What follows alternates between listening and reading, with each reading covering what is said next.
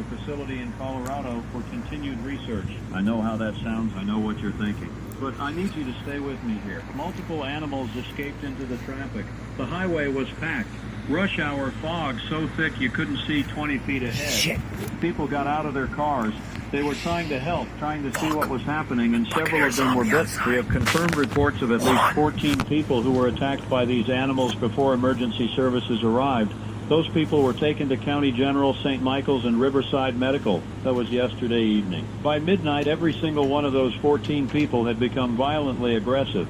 Security footage from County General shows a man identified as Marcus Chen, age 32, who was brought in with bite wounds to his left forearm and shoulder. Within 23 minutes of arrival, he attacked 2 nurses and a doctor. He didn't respond to verbal commands. He didn't respond to pain. Security had to physically restrain him, and even then he continued trying to bite anyone within reach. The same thing happened at the other hospitals. All 14 patients. Same symptoms. Extreme aggression. No response to pain stimuli, attempts to bite. One security guard at Riverside described it as, quote, they moved like they didn't care if they broke their own bones trying to get to us. Emily just handed me an update. As of 20 minutes ago, we have 63 confirmed cases across the city. 63 people who were either bitten by the original 14 or came into direct contact with them. The hospitals have been quarantined. The National Guard was called in around 2 this morning. They've established a perimeter around County General. I want to be very clear about something. The authorities are calling this a contamination incident.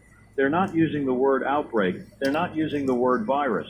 They're saying contamination, possibly chemical or biological agents that were being transported with the animals. The CDC has dispatched a team. They're en route. Expected arrival is sometime this afternoon. But here's what I need you to understand. Whatever this is, it spreads through direct contact, through bites, through blood. And it acts fast. We're talking about 15 to 30 minutes from exposure to full symptomatic behavior. The mayor's office released a statement 40 minutes ago urging everyone to remain calm, stay indoors, avoid the hospital districts, and await further instructions.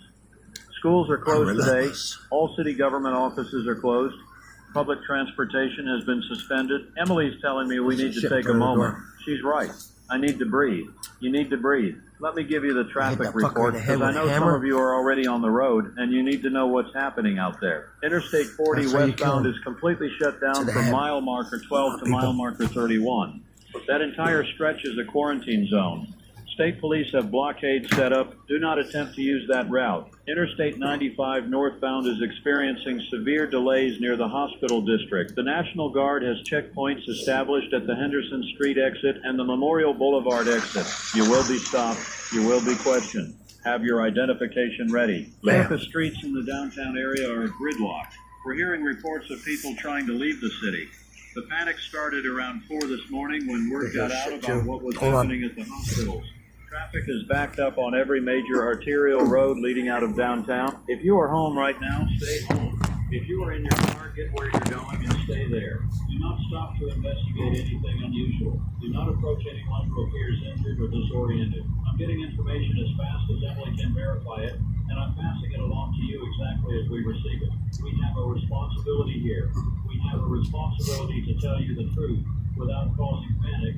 And that's a difficult line to walk right now because the truth is frightening. Let me read you something. This came in from Dr. Sarah Mitchell at County General about an hour ago. She's a physician in the emergency department, and she sent this message to our president via email. She writes, outside, man. I have seen trauma, overdoses, psychiatric emergencies, violent patients. What I witnessed tonight is not explainable by any medical condition I have encountered. These patients do not respond to sedation. They do not respond to pain. Their strength is abnormal. A woman in her 50s weighing approximately 130 pounds required 5 security officers to restrain her. She broke her own wrist pulling against the restraints and showed no sign of distress. Her only focus was trying to bite the staff. This is not psychosis. This is not a drug reaction. This is something else. The email was time-stamped. Since then, Dr. Mitchell has not responded to follow-up messages. I'm going to open the lines for a moment. If you're listening and you have information, if you're in the affected areas, if you've seen something, I need you to call in. Our number is 555-0147. Emily will screen the calls and pass along anything relevant. While we wait, let me tell you what we know about Biogenesis Labs. They're a private research company based about 40 miles north of here. They specialize in genetic modification research, primarily focused on disease resistance in livestock. That's the official public information. They have contracts with the Department of Defense, the CDC, and several pharmaceutical companies. The animals that were being transported yesterday were listed on the manifest as primates, rodents, and canines. 12 specimens total. 8 were recovered at the scene. 4 were not. Those 4 animals are still unaccounted for. The fog lifted around midnight. Search teams with thermal imaging equipment have been sweeping the area around the crash site. Guns No outside sign now. of a missing animal. The concern, and Emily is confirming this with the emergency management office right now. The concern is that these animals may have already encountered other people. Hikers, homeless encampments, anyone in the rural areas west of the highway. We have unconfirmed reports of unusual activity at a rest stop near mile marker 22. State police responded to calls about aggressive individuals attacking travelers. That was around 3:15 this morning. We have no update on that situation. Emily is shaking her head. She's telling me we need to be careful about spreading unconfirmed information. She's right. Let me be clear, that rest stop incident is unconfirmed. But the fact that state police responded is confirmed. Make of that what you will. The sun is coming up now. I can see it through the studio windows. It's a beautiful morning. Clear skies after yesterday's fog. The city looks peaceful from up here on the 12th floor, but I know what's happening down there. I know that National Guard troops are stationed outside hospitals. I know that families are trying to get information about loved ones who were admitted last night and are now being held in quarantine. I know that people are scared. You should be concerned. You should take precautions, but you should not panic. Panic kills people.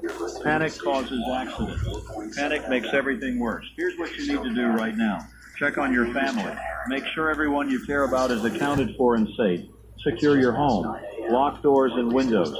If you have a basement or an interior room without windows, identify it now as a safe space. Gather essential supplies: water, non-perishable food, first aid supplies, flashlights, batteries, any medications you need. I know this sounds extreme. I know it sounds like I'm overreacting. Fucking scary But I've been doing this job for 11 years, and I've covered hurricanes, floods, civil unrest, and I have never, not once, told my listeners to prepare like this. I'm telling you now, because the situation is evolving rapidly and we don't know how bad it's going to get. Emily just handed me another update. The CDC team's arrival has been moved up. They're landing at the regional airport at 9:30 this morning instead of this afternoon. That tells me they're treating this as a priority situation. That tells me the federal government is concerned. Let me take you through the timeline again, because I think it's important to understand how fast this is moving. Yesterday, 5:47 p.m., the crash occurs. By 6:30 p.m., the first bite victims arrive at hospitals. By midnight, all 14 original patients are exhibiting aggressive behavior. By 4:00 a.m., we have 63 confirmed secondary cases. It's now 6:42 a.m., and I'm about to tell you that Emily is looking at her computer screen with an expression I don't like. She's telling me the number has jumped. We now have 118 confirmed cases. That's 55 new cases in less than an hour. The infection is spreading faster than anyone anticipated. The governor's office is convening an emergency session at 8 o'clock. The National Guard presence is being increased. Additional units are being mobilized from neighboring counties. The mayor will address the city at 9 o'clock. We will carry that address live. I need to talk about something that's hard to talk about. I need to talk about what happens if someone you know becomes infected. The symptoms are clear: extreme aggression, loss of verbal communication, fixation on attacking others, specifically trying to bite, unusual strength, insensitivity to pain. If someone you know begins showing these symptoms, you need to get away from them immediately. Do not try to restrain them. Do not try to reason with them.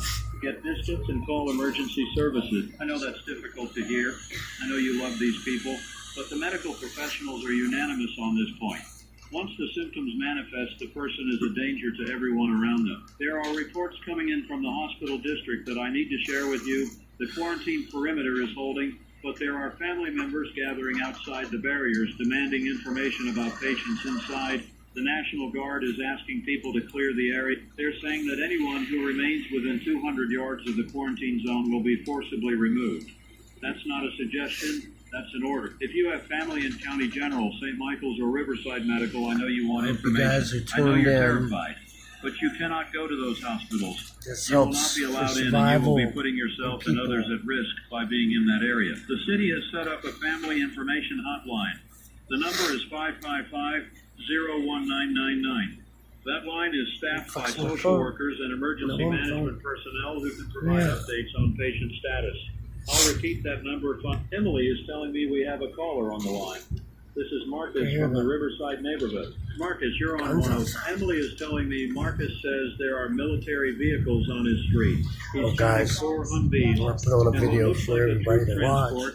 Soldiers are going door to door. They're out there. Marcus, are they asking for information or are they giving instructions? Emily says Marcus is saying they're asking if anyone in the household has been outside the neighborhood since yesterday evening. Enjoy the video. They're asking if anyone has been in contact with hospitals Like or and emergency subscribe, services. hopefully.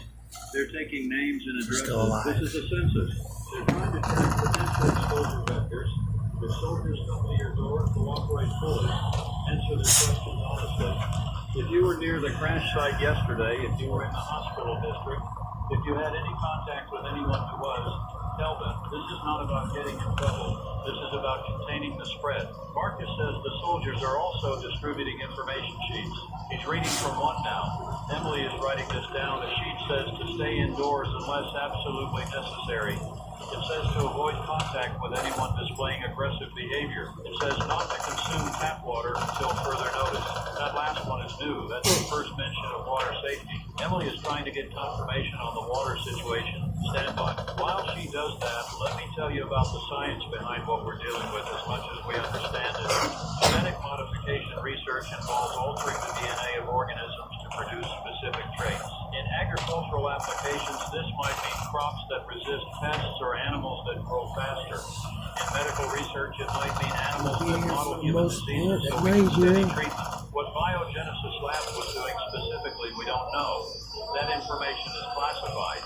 But the fact that these animals can transmit something through their bite, something that fundamentally alters human behavior in a matter of minutes, suggests we're dealing with a modified pathogen, possibly a virus, possibly something else. Viruses work by hijacking cells and using them to replicate. A modified virus could theoretically be designed to target specific systems in the body, the brain, for instance, the limbic system that controls aggression and fear responses. If you could introduce a pathogen that rapidly rewires neural pathways that suppresses higher cognitive functions while amplifying base instincts, you could theoretically produce the symptoms we're seeing. But that's speculation. I'm not a scientist. I'm a radio host trying to make sense of something that doesn't make sense. Emily has confirmation on the water. The City Water Authority is issuing a precautionary advisory. They're saying the water supply has not been compromised. But as a safety measure, they're recommending boiling water before consumption until further notice. This is precautionary. There's no evidence the pathogen is waterborne, but they're being cautious. It's 7:03 now. The city is waking up. People are checking their phones, seeing the emergency alerts, turning on their radios and televisions. The story is breaking nationally. I'm seeing reports on the news wires from CNN, Fox, MSNBC. They're calling it an industrial accident with biological contamination. They're showing aerial footage of the crash site and the hospital quarantine zone. The narrative is being controlled carefully. The authorities are being very precise with their language. They're not using words that cause panic. But people aren't stupid. People can see military vehicles in their neighborhoods. People can see helicopters circling the hospital district. People know something is very wrong. I've been doing this job long enough to know when I'm being given the official story and when the official story is incomplete. Right now we're getting an incomplete story. But I'm going to keep sharing what I know as I know it because that's my job. That's what you need from me. Emily is pulling up social media feeds. People are posting videos from their homes. I'm watching one now, shaky phone footage of National Guard soldiers in full combat gear clearing a residential street. Another video shows a checkpoint on one of the highways out of the city. Cars backed up for what looks like miles. Another shows someone filming from an apartment window zooming in on County General, and you can see the barriers, the military presence, the ambulances lined up. One video that Emily is showing me now, and I need to describe this carefully, shows several people in what appears to be a parking structure. They're moving erratically. They're not walking normally. One of them is attacking a parked car, pounding on the window. The person filming is far enough away that you can't see details, but the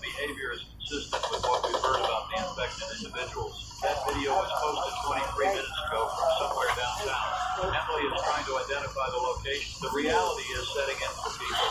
The reality is that this is happening. This is not a drill. This is not an exaggeration. There are infected people in our city right now who are dangerous, who are spreading this condition to others, and we don't yet have a way to stop it. But here's what I need you to remember. The authorities are responding. The National Guard is here. The CDC is on the way. There are smart, dedicated people working right now to understand this and contain it. We are not helpless.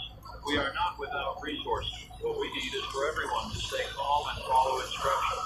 We need people to stay home, stay safe, and not interfere with emergency operations. I'm getting word that the mayor's address has been moved up to 8:30. We'll carry that live. In the meantime, let me give you an update on the areas to avoid. The entire hospital district is off limits. That includes everything within a half-mile radius of County General St. Michael's and Riverside Medical. The Interstate 40 corridor west of the city is closed. Do not attempt to use those roads. There are reports of increased activity near the waterfront. Emily is telling me that police responded to calls of a disturbance at the marina around 6:15. None of burger looks. Described as acting aggressively were seen near the I had to put him on camera before one of the undead eat him too. additional details. The pattern we're seeing is that the infected individuals are spreading into the hospital. That makes sense. When the hospitals were evacuated or when patients escaped during the initial chaos, they moved into surrounding neighborhoods. From there, they've encountered other people. I don't think them zombies can hear us all the way up here. Infected people are now moving further into the city. It's like a ripple effect. You hear that? Site was the epicenter. The hospitals became secondary epicenters. Now we have multiple points of origin spreading throughout the metro area. I'm gonna zoom in for you guys to watch this. You need to know this is happening. This is happening. It's fucking crazy. My wife is up now and she's looking really sad. I want to show it on food too, guys. You have hours or days to track contacts and establish quarantine. Here we're talking about minutes. Someone gets bitten, and within half an hour they're symptomatic and attacking others. The exponential growth potential is terrifying. Let me do some math for you, and I apologize because math isn't my strong suit, but Emily is helping me here. If one infected person bites 2 people, and each of those people becomes symptomatic in 30 minutes and bites 2 more people, you're looking at 4 infections in the first hour, 8 in the second hour, 16 in the third hour. By hour 12, you'd have over 4,000 infections if the progression was uninterrupted. Obviously, it won't progress that cleanly. People are being isolated. People are being restrained. Emergency services are intervening. But it gives you a sense of why the authorities are treating this with such urgency. Emily is showing me another update. The number of confirmed cases is now at 179. We've jumped from 118 to 179 in less than 30 minutes. The growth rate is accelerating. The governor is expected to declare a state of emergency within the hour. That declaration will trigger additional resources, additional funding, additional authority for law enforcement and military personnel to take necessary action. I want to talk about what a state of emergency means because there's a lot of misinformation about this. It does not mean martial law. It does not mean the suspension of civil rights. It means that the governor can allocate emergency funds without legislative approval. It means that state agencies can operate with expanded authority. It means that the National Guard can be deployed and given specific law enforcement powers. Could martial law be declared? Yes, if the situation deteriorates to the point where civilian authorities can no longer maintain order. But we're not there yet. We're not close to there yet. What you need to understand is that everyone from the local police to the federal government wants to resolve this as quickly and peacefully as possible. No one wants troops on the streets enforcing curfews. No one wants to see this city under military control. Everyone is working to prevent that outcome, but the situation is serious enough that we need to be prepared for that possibility. Emily is getting a call from her sister who lives in the north side.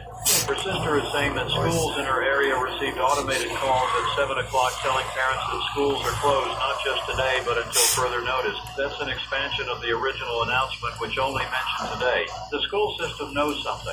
They're planning for this to be an extended situation. I need to address something that I know people are thinking. I know some of you are wondering if this is some kind of bioweapon. I know conspiracy theories are already circulating online.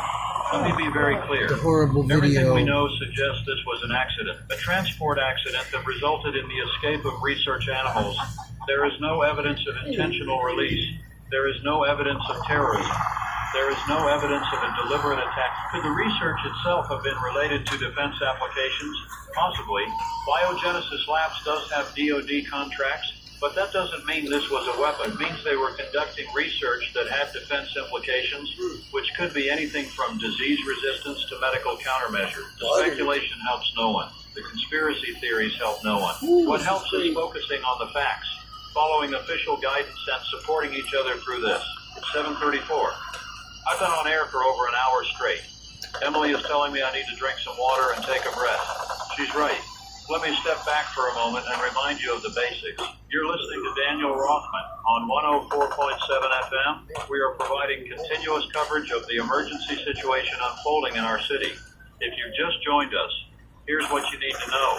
There was a transport accident yesterday evening involving research animals. Some of those animals escaped and bit people. Those people became violently ill and aggressive. The condition is spreading through direct contact, primarily through bites. There are now nearly 200 confirmed cases. The National Guard has been deployed. The CDC is en route. The mayor will address the city at 8:30.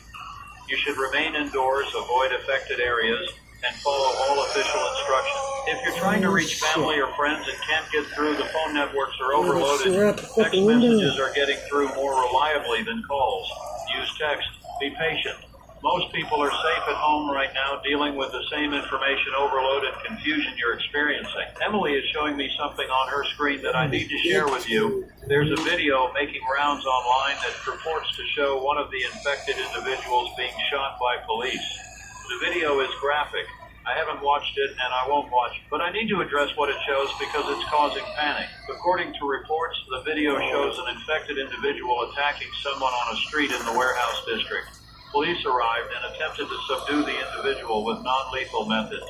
When those failed and the person turned toward the officers, they used lethal force. Multiple shots were fired.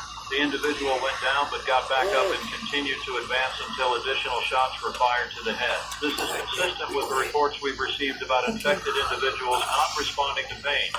If the nervous system is compromised, if the pain receptors are not functioning normally, then injuries that would incapacitate a normal person might not stop someone who's infected. The fact that headshots were required is disturbing and raises questions about the nature of this condition. Are we talking about a neurological infection that concentrates in the brain tissue? Is that why trauma to the head is effective when other injuries are not? Speculating again, I need to stop doing that. But you're hearing what I'm hearing, and I know you're drawing the same conclusions I am. Emily says we need to clarify that the police followed protocol. They attempted non-lethal subdual first. They only used lethal force when there was an imminent threat to life. The use of force was justified under the circumstances.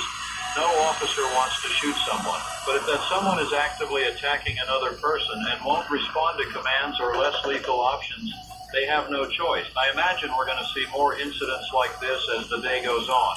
I imagine officers across the city are encountering situations they've never been trained for, making split-second decisions with incomplete information, trying to protect the public while protecting themselves. Those officers are scared too. They have families. They want to go home at the end of their shift. They're out there right now doing an incredibly difficult job under impossible circumstances, and I think we owe them our gratitude and our understanding. It's 7:49. The sun is fully up now. It's a cold morning, temperature in the low 40s, clear skies, light winds, a beautiful November day that feels completely surreal given what's happening. Emily is monitoring police scanners. She's hearing a lot of traffic from the east side, multiple calls about aggressive individuals, multiple units responding. She's hearing requests for additional backup. She's hearing officers using codes we don't normally hear. Code red situation. Officer safety concern. The east side is near County General. That's one of the primary quarantine zones. If the quarantine has been breached, if infected individuals have gotten past the barriers, that would explain the increased police activity. Emily is trying to reach our contact at the police department for confirmation. While she does that, I want to talk to the families listening right now. I know many of you have children at home today because schools are closed. I know you're trying to explain this to them, and you're trying to keep them calm, and you're trying not to let your own fear show. Tell them the truth in age-appropriate ways. Tell them that there are Fucking military people got sirens out there. Tell them that the police and soldiers are working to keep everyone safe. Tell them that as long as we stay home and stay together, we're going to be okay. Don't let them watch the news nonstop. Don't let them scroll through social media seeing disturbing images and videos. Control the information they receive. Provide context and reassurance. And take care of yourself. You can't take care of your kids if you're falling apart. It's okay to be scared. It's okay to feel overwhelmed. But you need to function. You need to make decisions. You need to be the steady presence your family needs. Emily has confirmation from our police contact. The quarantine perimeter at County General has been breached. Hey, all you gotta do is, about the whole thing with forcing him to be your dude. Really? Yeah. Why are you telling me that? Does he think I'm that stupid? That's funny. That's how stupid he is. Oh, shit.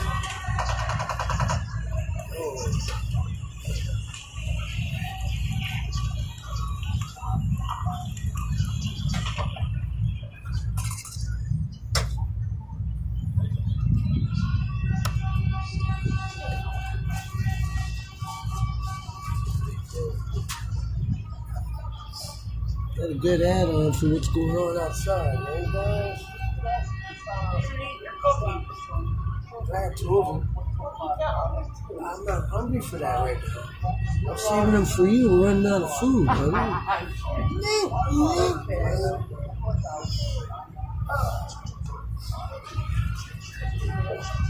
Yeah, I'm lucky to get a half of you. That's cool. You got any views?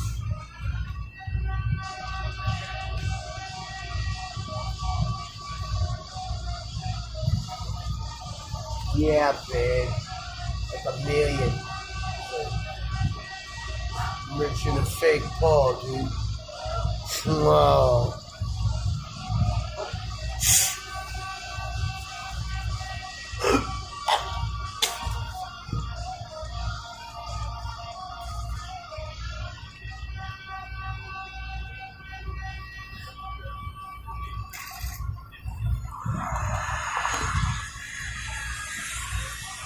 Like an airplane out there.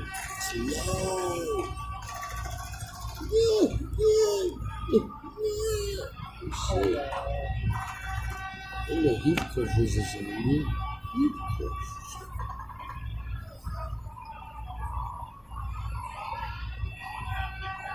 Put this news back on for you people. Help because it means resources will flow to us. Pressure because it means we're under a microscope. Every decision, every action, every mistake will be scrutinized. The economic impact alone is going to be staggering. The city is essentially shut down. Businesses closed. Transportation halted. How long can that last before we start seeing secondary effects? Food distribution, utilities, emergency services, everything depends on people going to work and doing their job. Oh, shit, we got For a few days, we're going to face serious challenges. Oh, Emily is sweet. reminding me not to get ahead of the situation. She's right. We focus on today. We focus on getting through the next few hours. She's also telling me that our listener numbers are way up. We normally have about 15,000 people tuned in during Morning Drive tonight. Right now, we're showing over 120,000 listeners on the streaming feed alone. That doesn't count traditional radio receivers. 120,000 people are listening to me right now, looking for information, looking for reassurance, looking for guidance. That's humbling and terrifying. For one of those people, thank you for trusting us. Thank you for staying with us. We're going to keep this signal going as long as we can. As long as there's power and equipment and someone to operate it, you'll have it. Emily is getting updates from her contacts at other radio and television stations. Everyone is running continuous coverage. The television stations have anchors who've been on air since last night. One of the local TV meteorologists is now reading emergency bulletins because they needed someone who wasn't exhausted. We're all running on adrenaline and coffee at this point. There's a strange sense of camaraderie among the media right now. We're competitors normally fighting for ratings and audience share. Today we're all just trying to serve the public, trying to keep people informed, trying to do our part in managing this crisis. Emily just got a text from a friend who works at the regional airport. The CDC team has landed early.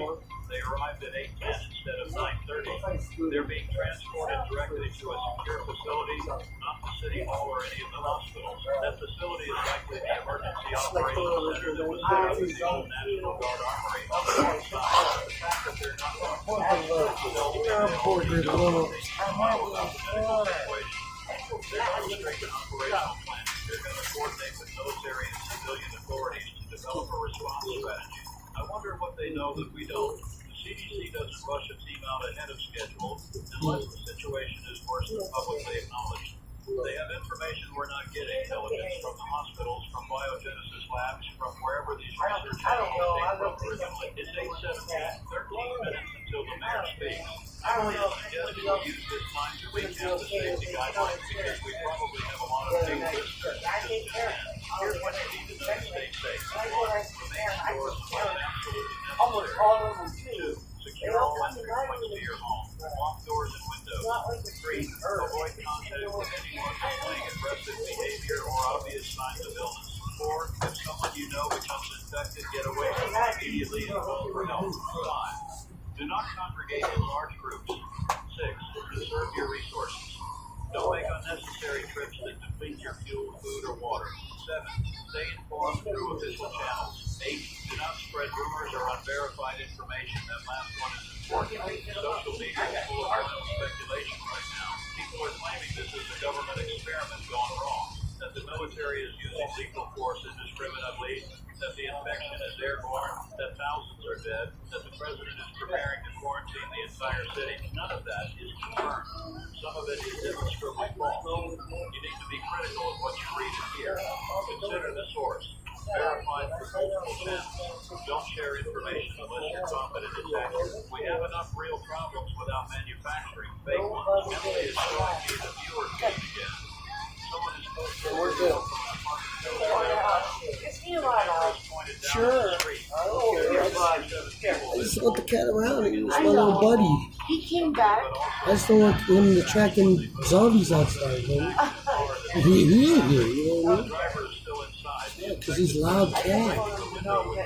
Things tear open the window. I didn't board the windows. Videos are going to become more common as people realize what's happening and start documenting it. In a way, it's helpful. It gives us real-time information about where infections are occurring. But it's also traumatizing. People are watching their city fall apart in real time through their phone screen. We need to be mindful of our mental health through this. We need to know when to step away from the screen, when to stop consuming information, when to just sit with the people we love and be present with them. It's 8:26. 4 minutes until the mayor speaks. Good, that's fucking... Emily is pulling up the city streaming feed. We'll be listening along with you and providing commentary as needed. I want to say something before the mayor comes on. I want to say that wherever you are right now, you're not alone. There are hundreds of thousands of people in this city going through the same fear and confusion you're feeling. We're all in this together. We're going to get through this together. I know it doesn't feel that way. I know it feels isolating and overwhelming. But humans are resilient. We've survived plagues, wars, and disasters throughout history. We've rebuilt from nothing. We've endured the unendurable. We will endure this. The mayor is stepping up to the podium now. I can see it on the feed. Mayor Patricia Jennings, looking tired but composed. There are officials behind her, and I recognize the police Sure, the chief, cop the cars? fire chief, a National Guard officer whose rank I can't make out from the insignia. The mayor is Ooh, they're beginning running to speak. over. She's welcoming everyone and thanking the emergency responders and medical personnel who have been working around the clock. She's acknowledging the fear and concern everyone is feeling. She's saying that she wants to be transparent about what they know and what they don't know. She's confirming the timeline we reported. The crash, the escaped animals, the initial infections spread to nearly 200 individuals as of this moment. She's announcing that the governor has declared a state of emergency. Additional National Guard units are being mobilized. FEMA has been contacted. The CDC is on site and beginning their assessment. She's establishing a mandatory curfew beginning at 9 p.m. tonight. Anyone outside after curfew without official authorization will be subject to detention. Essential personnel are exempt, but will need to carry identification. She closes all non-essential businesses effective immediately. Grocery stores, pharmacies, hospitals, and utilities will remain operational with enhanced security measures. She's establishing quarantine zones, not just around the hospitals, but around any area where infections have been confirmed. Those zones will be clearly marked. Anyone entering or leaving will be screened. Anyone showing symptoms will be Hey, detained. buddy. She's asking for calm. She's asking for compliance. She's asking people to trust that the authorities are doing everything possible to contain this situation. She's taking questions now. Reporters are shouting over each other. The mayor is pointing to someone.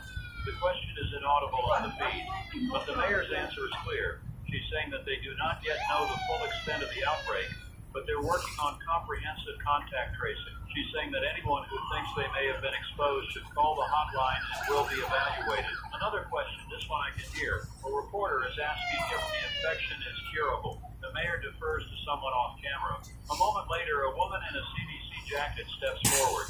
She introduces herself as Dr. Rebecca Torres, epidemiologist with the CDC. Dr. Torres is saying that they're still characterizing the pathogen, but preliminary analysis suggests it's a modified virus with a rapid incubation period and high transmissibility through blood and saliva. She's saying there's no known cure at this time, but they're working on treatment protocols. She's saying that prevention is the priority. Avoid exposure. Maintain distance from symptomatic individuals. A reporter asks if the infected can be saved. Dr. Torres pauses before answering. She says that once symptoms manifest, there is currently no way to reverse the condition. She says their focus is on preventing new infections and caring for patients in a way that protects both the patients and the caregivers. That's a carefully worded non-answer. What she's really saying is that once you're infected, you're gone. There's no coming back. The room erupts with more questions. The mayor raises her hands, calling for order. She's saying that more information will be released as it becomes available. She's urging everyone to monitor official channels for updates. She's ending the press conference. The feed cuts. Emily and I look at each other. The reality is official. This is not a temporary emergency. This is not something that's going to be resolved in a few hours. This is a crisis that could last days, weeks, maybe longer. The mayor said there's no cure. The CDC confirmed there's no cure. That means everyone who's infected is going to stay infected. That means the only way to stop this is to prevent new infections and isolate those who are already sick. It's 8:51. The press conference lasted about 25 minutes. In that time, Emily has been monitoring updates. The confirmed case count is now at 234. That's an increase of 55 cases during the mayor's speech. The infection is not slowing down. If anything, it's accelerating. Emily is showing me a map that the Emergency Management Office just released. It shows the city divided into color-coded zones. Green zones are currently unaffected. Yellow zones have possible exposure. Orange zones have confirmed cases. Red zones are active outbreaks with quarantine in effect. The hospital district is solid red. The east side neighborhoods around County General are orange. The waterfront is orange. The industrial area west of downtown is orange. Everything else is yellow because at this point, they have to assume the infection could be anywhere. There are no green zones. Let that sink in. There is nowhere in this city that's considered completely safe right now.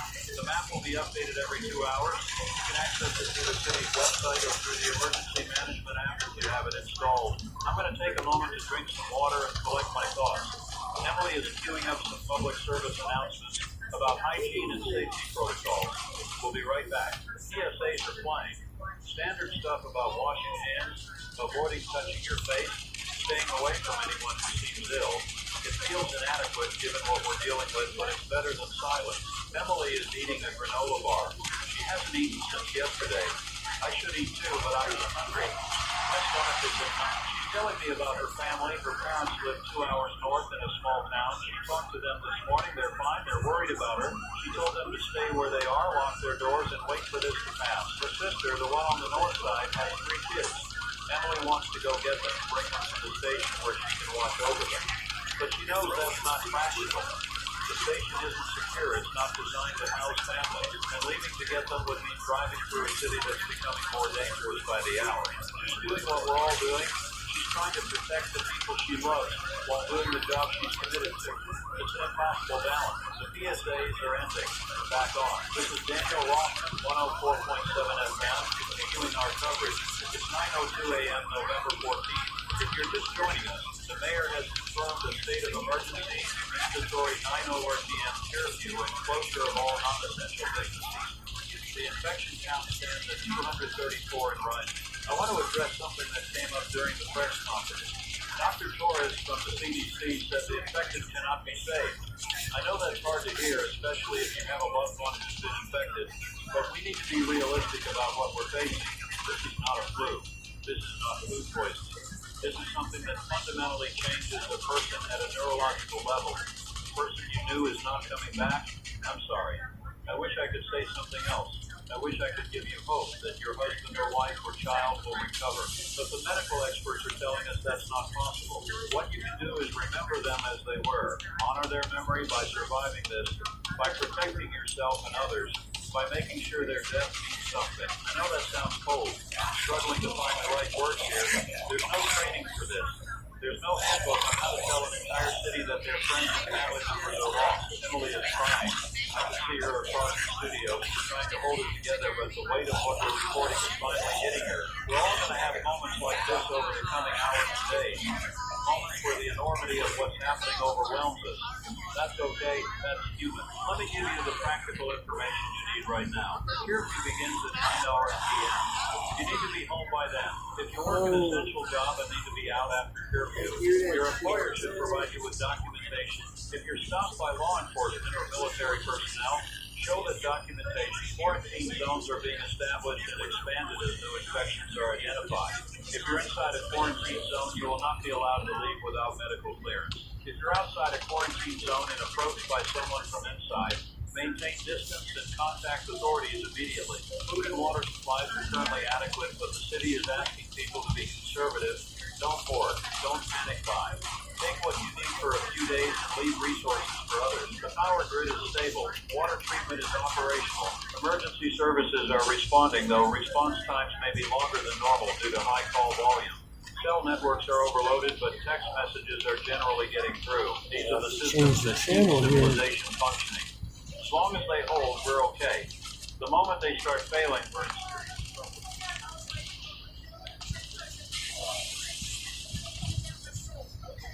Not good.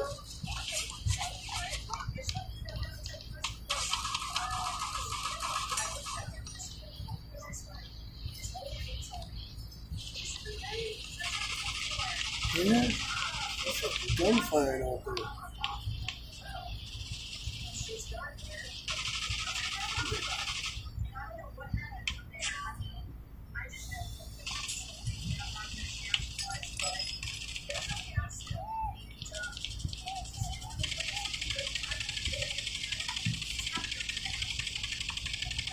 Taking the time to listen to the story. If you haven't already done so, please subscribe to our channel. We appreciate it, and thank you in advance. Please leave the name of the city you're listening to.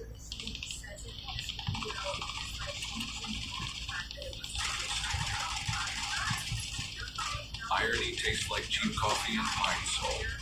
My time card read a pathetic 7 hours and 42 minutes of official employment at Rust's Gas and Go when everything went to hell.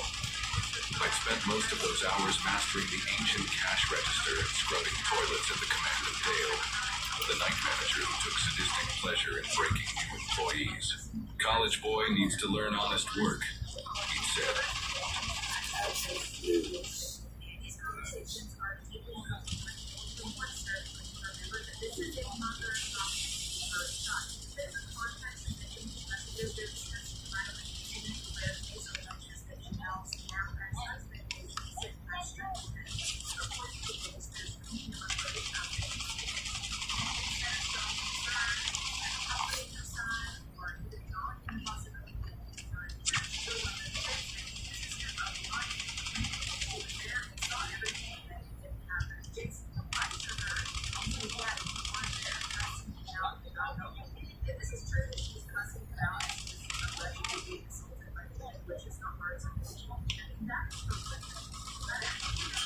Supernatural. There is nothing supernatural about this. This is biology. Brutal, efficient biology. Zombie implies the dead returning to life. These patients are not dead, Kevin. In fact, they are more alive than you and I. Their metabolism is running at 300% capacity. They are burning through their caloric reserves at a rate that will eventually kill them. But until that happens, they are apex predators. They do not shock. They do not groan. They run. They solve problems.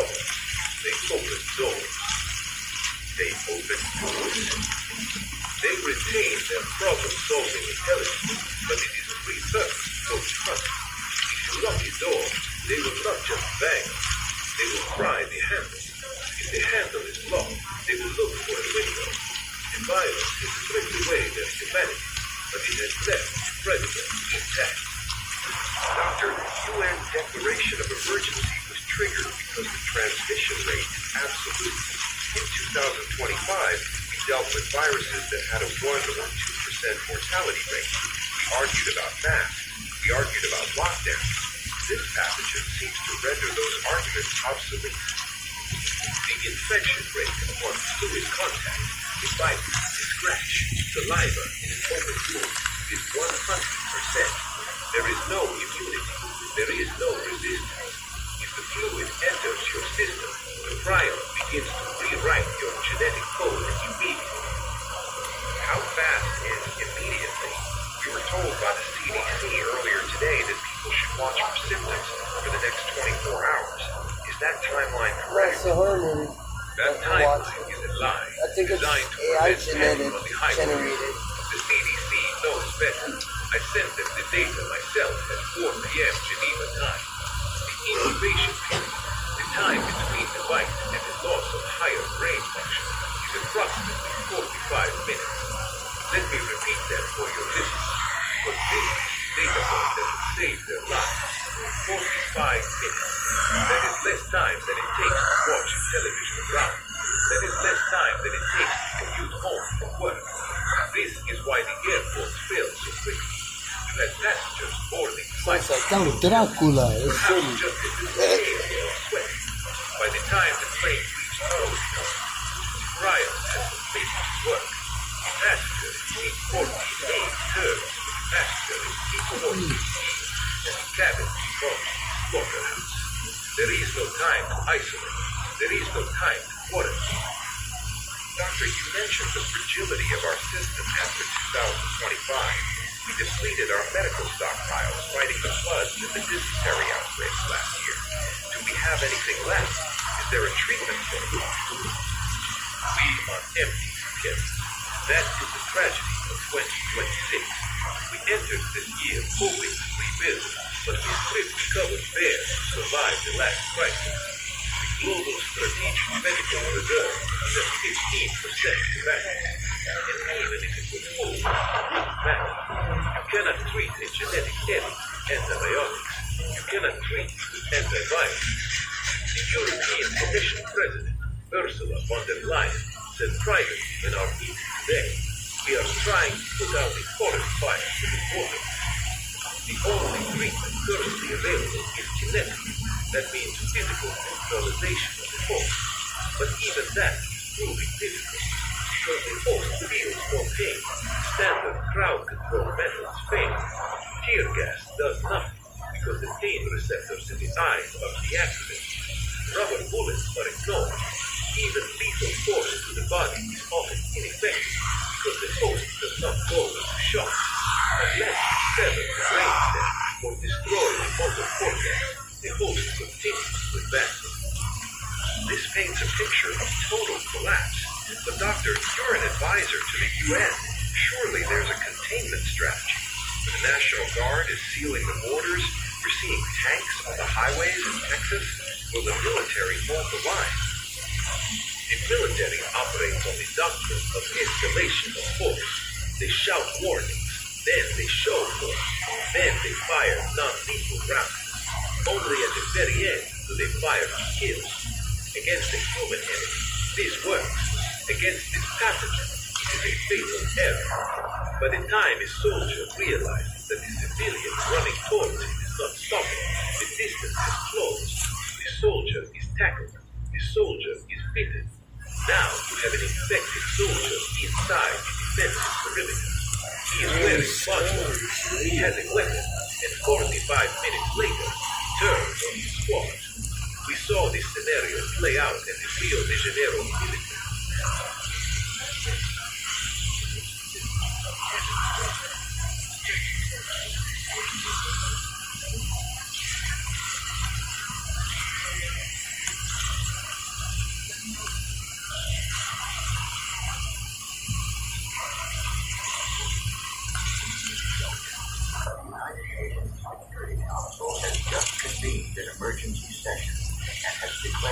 global class, -10 biological containment emergency.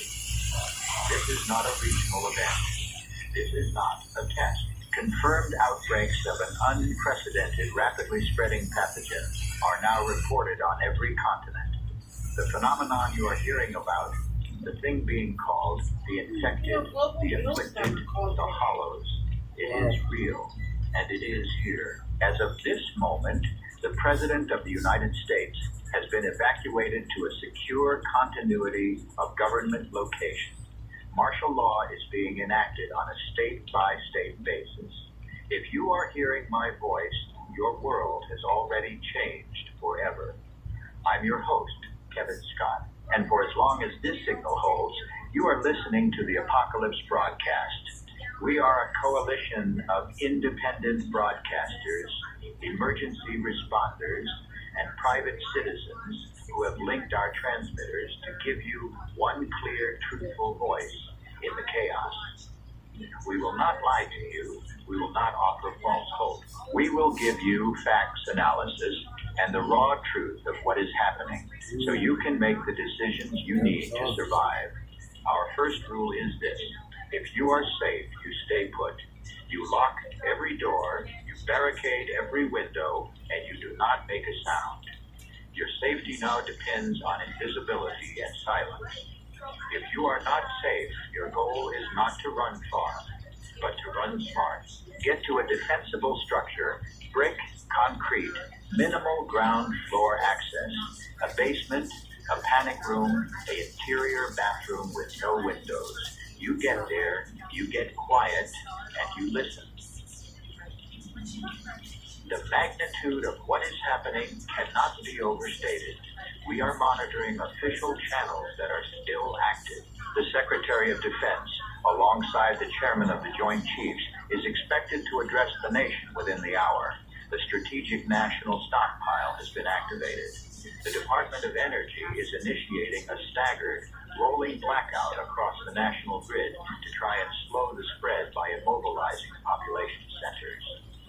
They are calling it Operation Deep Freeze. You must be prepared for the power to go out at any moment and not come back on. But before we get into the national strategy, we need to understand the enemy. And for that, we need to hear from the ground. Our first voice comes to us from a man who has been in the heart of the initial outbreak zone since before the first siren sounded. He is a veteran field reporter, and he is currently sheltering in a structurally sound location with a view of one of the major evacuation routes. His satellite link is unstable, but his eyewitness account is the most critical piece of information we have right now. I'm going to hand you got nothing over going on to outside. David Miller. David, So you're very on the air. relaxing. Tell us what you see. Kevin, thank you. To everyone listening out there in the dark, know that you are not alone. We are all in this together. Now, my location is the manager's office of a fortified distribution warehouse just Listen to off Interstate 20, west of Atlanta, Georgia. Somebody's The calling building is concrete and steel. Ground floor windows are caged, and the main roll-up doors are sealed. I have a small team here with me, warehouse staff who had the presence of mind to lock the place down when they saw what was happening on the highways. We are safe for now, and from a second-story landing, I have a clear view through a narrow, reinforced window of the interstate and the service road. What I'm about to describe is not speculation. It is not rumor. It is a direct observation of the last 45 minutes. The first thing you have to understand is the scale of the stagnation. I-75, I-85, I-20, they are not roads anymore. They are linear junkyards. They are graveyards of metal and glass. Cars are abandoned at all angles, doors hanging open, possessions scattered across the asphalt like trash. But it is not empty. That's the horror of it. It is teeming with movement. The people who are still out there, they fall into three categories. The first are the refugees. These are families, individuals, small groups moving on foot. They are carrying backpacks, dragging suitcases, carrying children. They move in a low crouch from vehicle to vehicle, eyes are wide and scanning constantly. They are terrified, and they are right to be. The second group, we've started calling them the Shamblers. These are individuals who are not right. They move slowly, erratically, they stagger, they walk into open car doors, into mirrors. They seem confused, disoriented. Some are bleeding from facial orifices, eyes, noses, mouths. They moan. It's a low, wet sound that carries on the wind. They don't appear to be directly threatening at first glance. Excited about Candado's new high-protein bowls. All packed with protein and flavor, and look how colorful they are. But they are the warning sign. They are the bellwethers. The third group, they are the reason for the terror. We call them sprinters, and the name is accurate. When they are still, they can be hard to distinguish from a shambler or even a frightened refugee hiding behind a car. But when they see prey, when they see uninfected, moving humans, they change. Their posture snaps upright. Their movements become unnaturally fluid and coordinated, and they run. They run with a single-minded, relentless speed that is, it's not Olympic, it's predatory. It is the sprint of a wolf closing on a deer. I witnessed a clear example 20 minutes ago. A family of four, a man, a woman, two young kids, had managed to get out of their minivan and were working their way west along the tree line next to the highway. They were being cautious, quiet. Oh, A no, little Trey boy, went by. who couldn't have been more than That was 5, crazy. tripped over a root and let out a short cry. It wasn't loud, Running him it was over. enough. From behind a cluster of abandoned cars about 50 yards away, 3 figures stood up. They had been motionless, almost invisible. 2 men in what looked like business casual, 1 woman in a nurse's scrubs, all stained with dark patches. Their heads turned in perfect unison toward the sound, and then they were off. No hesitation, no vocalization, just that terrifying, silent, dead sprint. The father saw them. He shoved the woman and the children toward the woods and turned, raising a tire iron. He didn't stand a chance.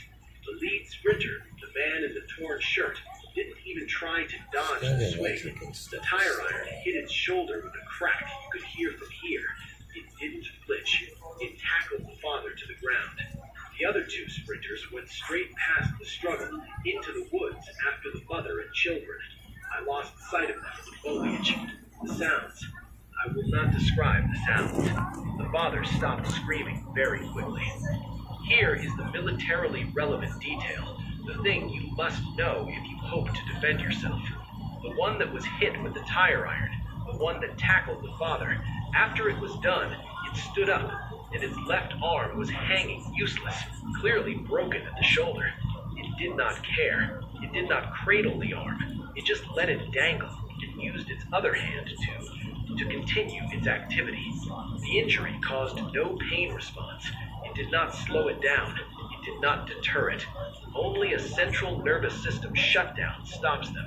That means the brainstem or the high cervical spine. Body shots and wasted ammunition, wasted effort. I have also observed their behavior toward the shamblers.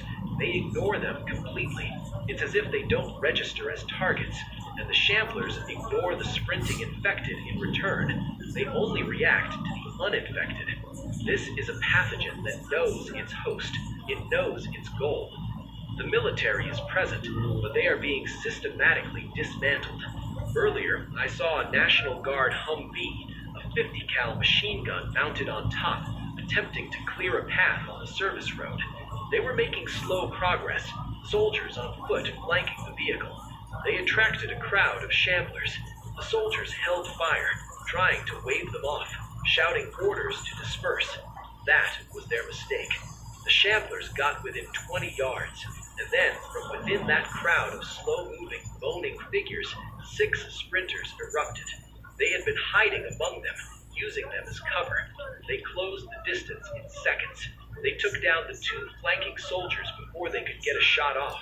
The gunner on the 50 cal opened up, but he was shooting into a mixed crowd, and the sprinters were already inside his minimum effective range. One of them leapt from the hood of a car onto the Humvee, grabbed the gunner, and pulled him down into the mob. The vehicle was swarmed. It was over in less than a minute. The infected then, they just dispersed, leaving the vehicle and the bodies there, returning to their aimless patrol or hiding amongst the wrecks. They are not holding territory. They are just hunting, efficiently, brutally. So, my advice from this warehouse window is this. The old rules are gone. Compassion in the open is a death sentence. Sound is death. Visibility is death. If you must move, you move at night. You move through cover. You do not use roads. You assume every single person you see at a distance is infected until proven otherwise, and proving it usually means they're close enough to kill you. Your weapon is your last resort, because the noise will bring every one of them in a half-mile radius. Your best weapons are stealth, patience, and a deep, deep understanding that the world you knew ended this morning. Kevin, back to you. We will hold this position as long as we can. I'll report again on the next broadcast cycle. David, thank you. That was a masterclass in survival observation. Everyone, you heard him. Sound is death. Visibility is death. The infected use the shamblers as camouflage. Assume any group contains a sprinter. Your safety depends on your silence and your skepticism. Now, while David gives us the terrifying reality on the ground, we need to understand how this happened, and more importantly, how it is being managed or not managed on a national and global scale. For that, I am bringing in Amelia. Amelia is our Director of Intelligence and Logistics. She is not in a bunker, she is in a mobile command vehicle using a combination of satellite intercepts, hacked traffic cameras, and a network of ham radio operators to build a real-time picture of the national response. She has just received a data dump from a source inside the Pentagon's crisis mapping room. Amelia, the floor is yours. What is the big picture? Kevin, thank you. And David, your tactical data is being fed directly to our mapping software. It's invaluable. To all of you listening, my name is Amelia. For the past 2 hours, I have been watching the United States of America undergo a systemic organ failure in real time. Let's start with the official response, because it is happening, but it is already too slow and too fragmented. The Federal Continuity of Government Plan, codenamed ZEBRA, has been executed. The President, Vice President, and designated survivors are secure. The National Command Authority is active. The Chairman of the Joint Chiefs, General Thomas Bull McCullough, is running the War Room from the Pentagon's Auxiliary Command Center at Raven Rock Mountain. United States Northern Command under General Marcus Thorne has been given primary authority for domestic military operations. Their operation is called Steel Rain. Here is what Steel Rain entails as of 15 minutes ago. Phase 1, isolation. The Air Force has established a no-fly zone, Air Defense Identification Zone, Romeo Zulu, covering the entire continental United States east of the Mississippi River. Any non-authorized aircraft will be shot down. This is already in effect. We have tracked F-15s from the 1st Fighter Wing at Langley, intercepting and turning away civilian airliners over the Atlantic. Phase 2, containment. The 82nd Airborne Division out of Fort Bragg is being airdropped to establish containment perimeters, not around cities, but along key geographic choke points. The first two are the Cumberland Gap, where Tennessee, Kentucky, and Virginia meet, and the so-called Piedmont Line along the Fall Line in the Carolinas. Their orders are to stop all east-west movement, infected or not. This is a scorched earth containment policy. They are not there to rescue, they are there to seal. Phase 3, stabilization. This is where the plan is already breaking down. The designated safe zone cities, Denver, Colorado, Omaha, Nebraska, Salt Lake City, Utah, and Minneapolis, Minnesota, are to receive federal marshals, National Guard, and stockpile supplies. But the infection was already airborne, literally. The outbreak in Seattle originated at SeaTac Airport from a passenger who flew in from Hartsfield-Jackson in Atlanta 36 hours ago. The outbreak in Chicago is centered on O'Hare. The pathogen was in the national bloodstream before we even knew we were sick, so the safe zones are already compromised. We are seeing social media feeds, those that are still up, showing National Guard units in Denver firing on civilians who rushed a FEMA site. We don't know if they were infected or just desperate. The distinction is ceasing to matter. Taxes chasing updates and getting nowhere. Now Taxes is a TurboTax expert, doing it all for you. While keeping you in the loop. So you can keep chasing this feeling. Now this is Taxes. Intuit TurboTax.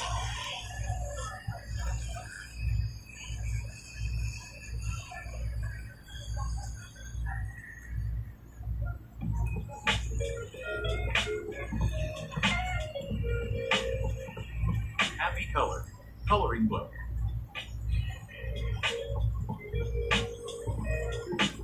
Install it now.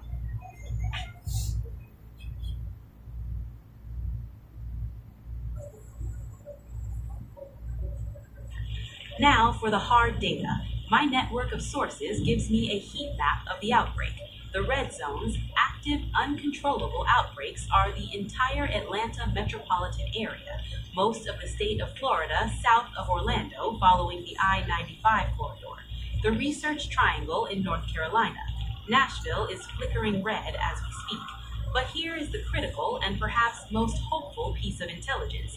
The spread is not uniform. It is following the paths of least resistance. Highways, railways, and fiber optic cables where service crews travel. Large swaths of rural America, the Appalachian foothills, the Great Plains are still gray, unknown but not actively reporting outbreaks. These are the places that might hold. The single most important thing I can tell you is this. The government's plan is to save the concept of the nation, not its people. You are on your own. Your state government is on its own. The governor of Texas has already commandeered all National Guard units within state borders and declared the federal containment orders non-applicable. The governor of California has sealed the I-5 corridor at the Oregon border. This is balkanization. It is happening now. Therefore, your survival calculus must change. Do not look for a government safe zone. It will be a target, and it may already be a tomb. Look for the gray areas on the map. Low population density, agricultural land, water sources, community. Your goal is to get out of the red, through the amber, and into the gray. Use the back roads David mentioned. Travel at night. And understand this, the information I just gave you is already 5 minutes old. The world is degrading that fast. I will continue to collate data and will broadcast updated safe routes and danger zones every hour on this frequency. Kevin, my final word to the listeners is this. Trust in structures has collapsed. Trust in people, in your family, in your chosen community is now your only currency. Back to you. Amelia, thank you. That is a brutal but necessary assessment. You heard her. The federal response is to cut off the infected limbs to save the body. You cannot rely on a cavalry that has orders not to come. Your community is your army. Your family is your unit. The gray zones are your objective. We now have the what from David. We have the where and the why from Amelia.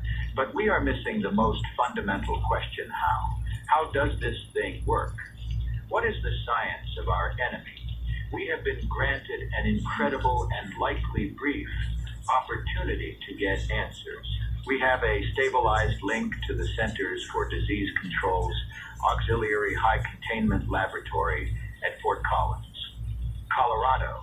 The man on the other end is Dr. Eris Thorne, the Chief Science Officer for the Prion and Neurodegenerative Pathogens Division. He was the lead investigator on the initial case cluster in Atlanta. He has minutes before his facility goes into total comms blackout for its own security.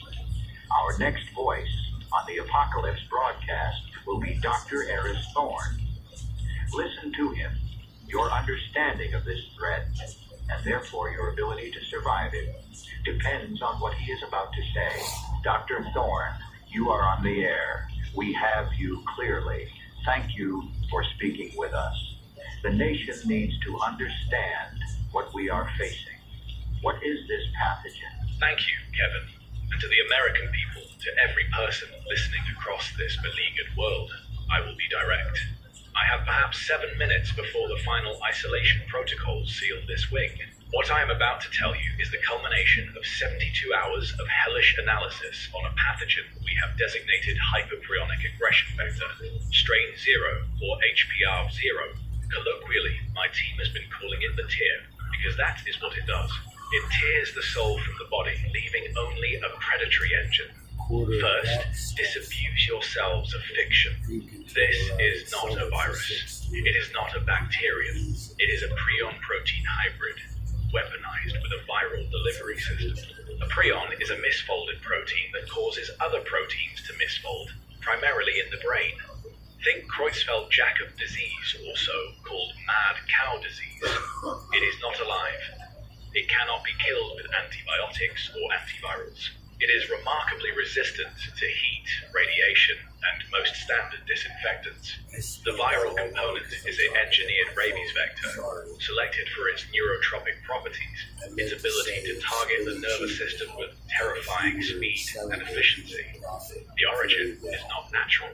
The genomic markers show clear signs of CRISPR-Cas9 gene editing and splicing with military-grade stability enhancers. Patient 0 was not a random case. He was a security contractor, one Marcus J. Hale, employed by the private military company Blackwing Solutions. He was part of a team that raided an illicit Level 4 biolab operated by the Krylov Institute, a Russian state-affiliated research black site in the Republic of Georgia 12 days ago. The raid went wrong. A containment vessel was breached. Hale was exposed. He was evacuated under the Project Greywatch medical protocol to the closest S-allied, top-tier medical facility, Landstuhl Regional Medical Center in Germany. He presented with flu-like symptoms and was catastrophically misdiagnosed. He was placed on a standard troop transport flight to Dover Air Force Base, and from there, due to his persistent and worsening neurological symptoms, he was flown to the Premier Neurological Trauma Center in the southeastern United States Grady Memorial Hospital in Atlanta. He arrived 5 days ago. By the time he was isolated at Grady, it was too late. He had exposed the flight crew, the medical staff at Landstuhl, and the transport personnel. The incubation period is where our models failed us utterly. In a controlled, unstressed environment, it can be as long as 48 hours.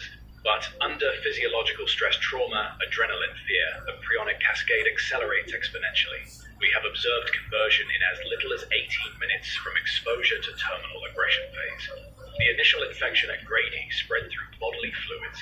A bite is the most efficient, as it injects saliva directly into muscle tissue, rich with nerve endings, giving the rabies vector a direct highway to the spinal cord.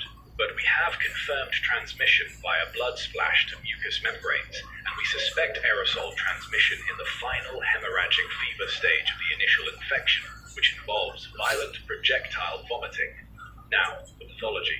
The prion protein hybrid targets 3 specific areas of the brain: the prefrontal cortex, the seat of executive function and empathy, the limbic system, which governs emotion, and the brain stem, which controls autonomic function. It spares the cerebellum, which manages motor coordination, and the primary motor cortex. This is by design. This is why they can run. This is why they are coordinated. The pathogen is not creating a stumbling, decaying corpse. It is repurposing a healthy human musculoskeletal system into a dedicated, optimized hunting platform. The stages are as follows. Stage 1. Incubation. The subject feels unwell, headache, fever, photophobia. This can last from minutes to 2 days. Stage 2. Neurological degradation. This is the Shambler phase observed by your reporter. The prefrontal cortex is being systematically dismantled. Higher reasoning vanishes. Language centers fail. The subject becomes disoriented, confused, and experiences ataxia, the stumbling gait. Autonomic functions begin to misfire, leading to capillary rupture in the eyes and sinus cavities. The hemorrhagic weeping. The subject is still technically alive, biologically human, but the person is gone. They are a passive vector, stumbling, moaning from air, moving over paralyzed vocal cords. They are contagious. Stage 3. Aggression priming. This is the transition. The limbic system, specifically the amygdala, the seat of fear and aggression, is hyper-stimulated by the prionic activity, while all inhibitory pathways from the prefrontal cortex are severed.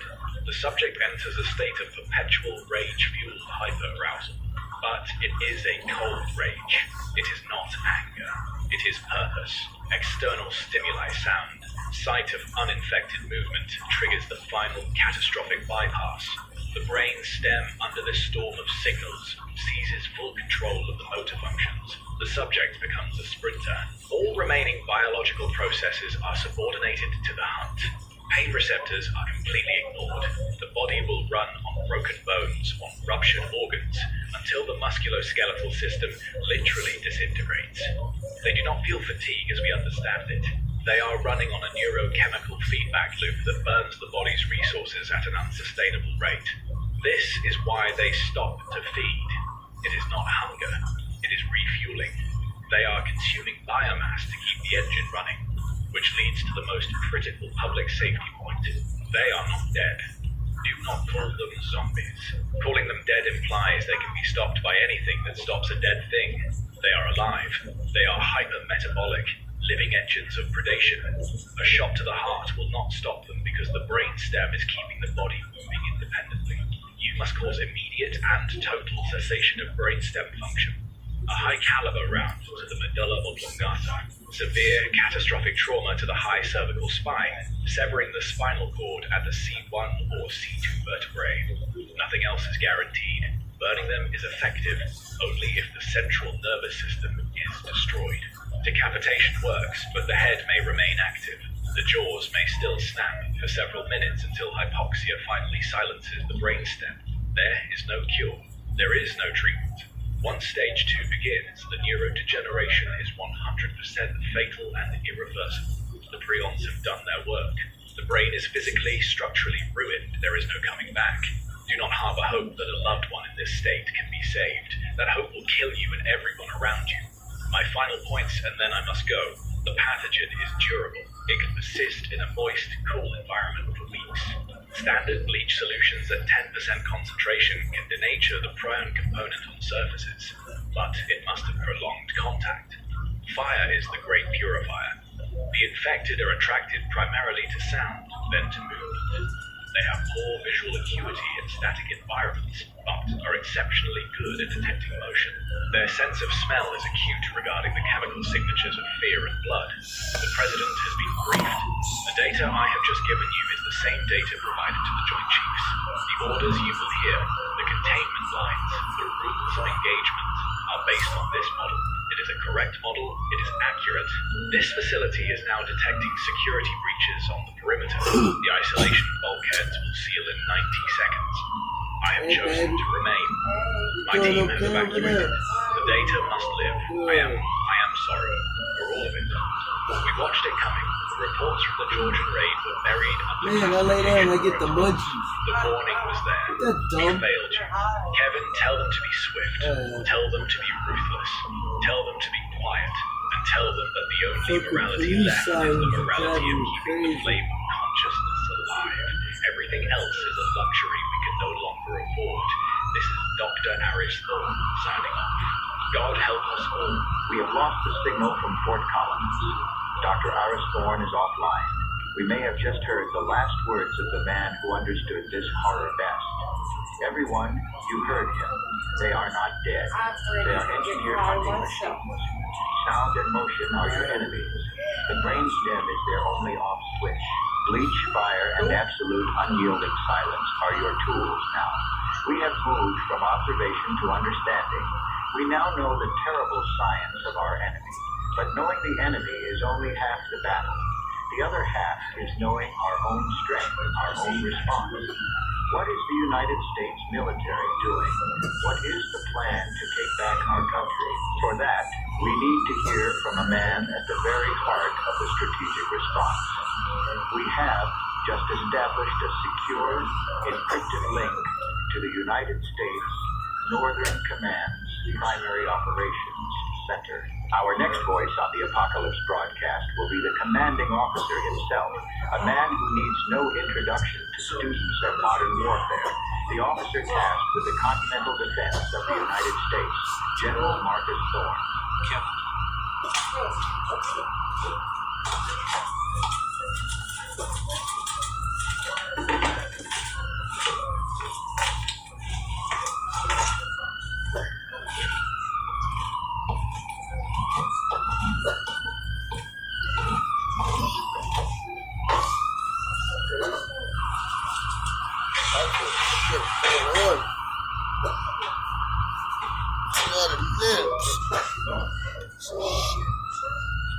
Listeners, this is General Marcus Thorne, Commander, United States. Yeah, fucking police sirens out there. Commander, United States Close that window. North American Aerospace Defense Command. I am speaking to you from the primary operations floor of the Cheyenne Mountain Complex. The situation map in front of me is lit in shades of crimson and amber that no officer ever wishes to see on a map of our homeland. First, let me be unequivocal. The United States of America is under a directed biological attack. Dr. Thorne's assessment is correct in its pathology. It is incorrect in its attribution of mere corporate negligence.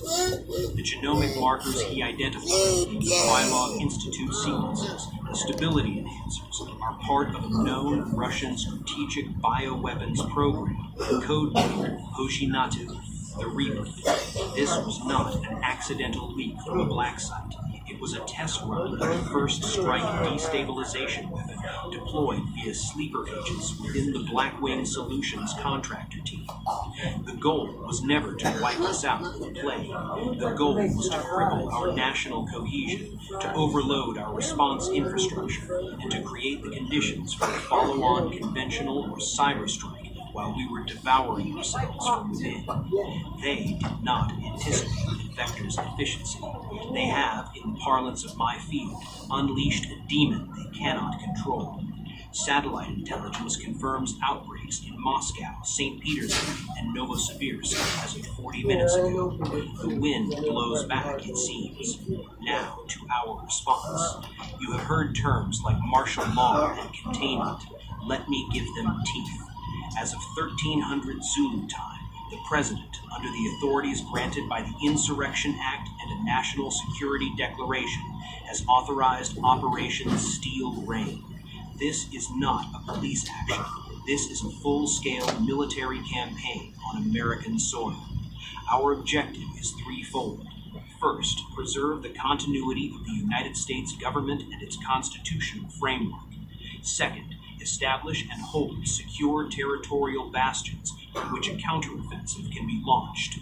Third, systematically eradicate the HPAV0 pathogen and all infected vectors. The execution of this operation is divided into 4 geographic commands of action, or COAs. COA-1 is the eastern Anvil. This is the contested zone east of the Mississippi River. Our strategy here is dynamic containment. We are not attempting to hold cities. Cities are lost.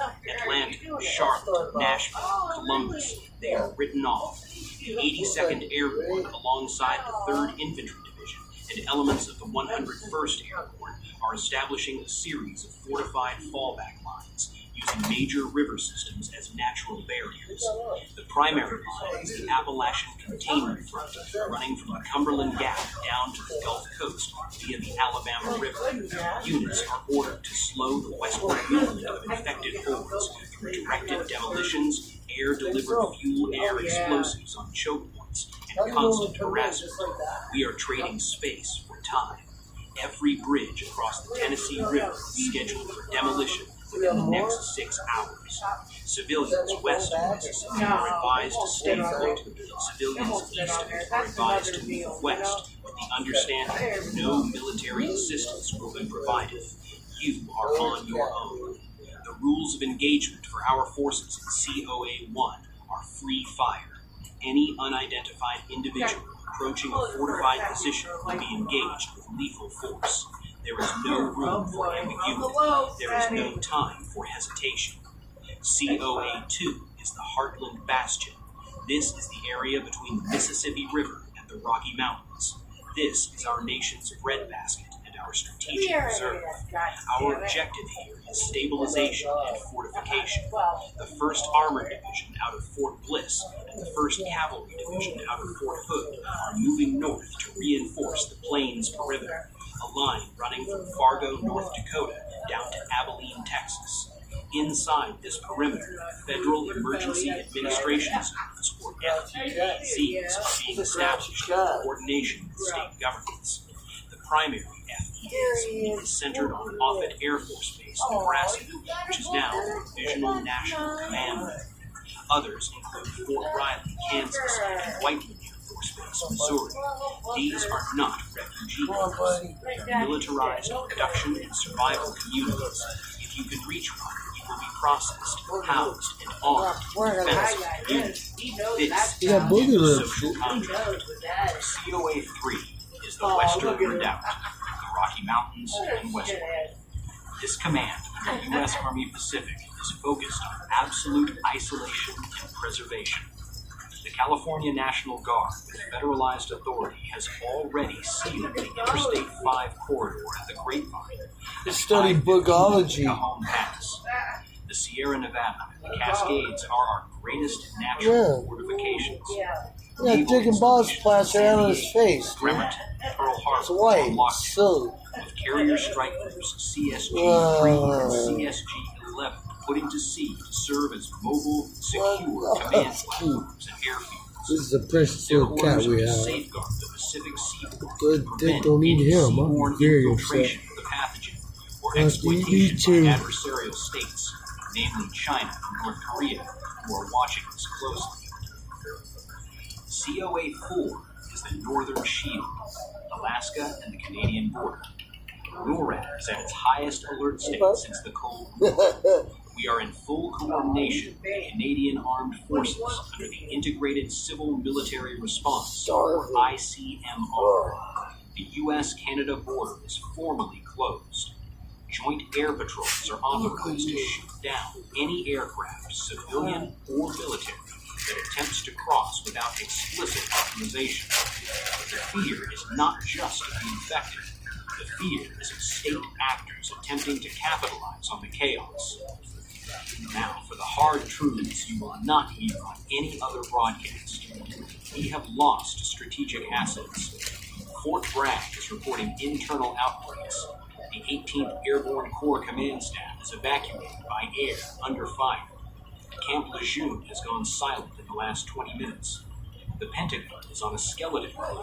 The primary war room functions have been fully transferred here to Cheyenne Mountain and to the Airborne Command Post, codenamed Night Watch. The infection has penetrated our ranks. This is our single greatest vulnerability. A soldier on the perimeter, bitten, may convert inside the wire. We have instituted the Thorn Protocol, named for the doctor, not for me. Any individual, military or civilian, exhibiting stage 1 symptoms, fever, headache, photophobia, is to be immediately isolated in a secure containment center. If they progress to stage 2, neurological degradation, they are to be terminated with extreme prejudice via a brainstem shot. There is no appeal, there is no mercy.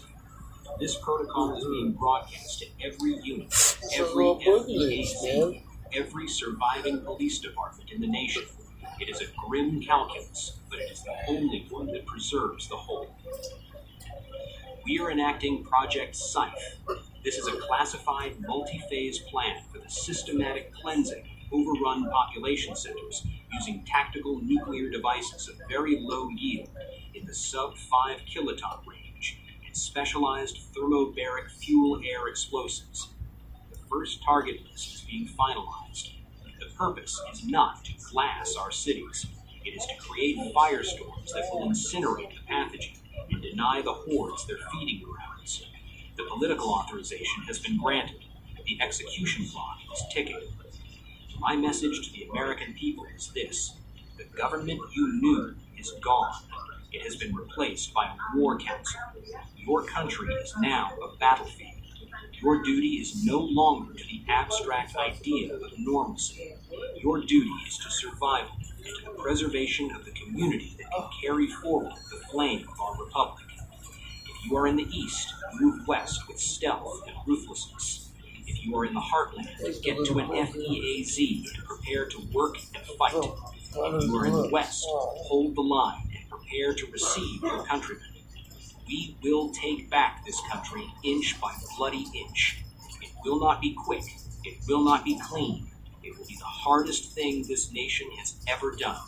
But we have the plan, we have the will, and we have the firepower. I will now take one question from you, Kevin, and then I must return to the watch floor. The map is changing by the second. General, one question then.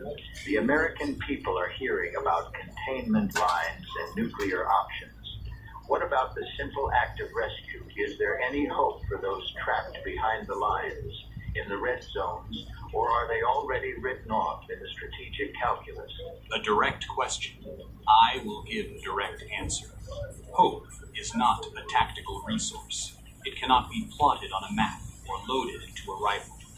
The strategic calculus, as you term it, is a brutal assessment of finite resources against an existential threat. Every helicopter sent on a rescue mission into Atlanta is a helicopter not extracting a critical weapons scientist from Oak Ridge. Every platoon diverted to escort civilians is a platoon not holding a bridge that keeps the Heartland Bastion secure. Ovulating prematurely? You need this pill. My husband got prescribed the SexRx plus Climax control pill, and I cannot stress enough. A game changer, to say the least. I mean, we went from rarely being intimate because he was having issues. I'm telling you, something just changed. Also, the prescription process is 100% online. No in-person doctor visits are required. No pharmacy pickups. None of that. Let me just say, I do not miss our old sex life. And that is all because of this.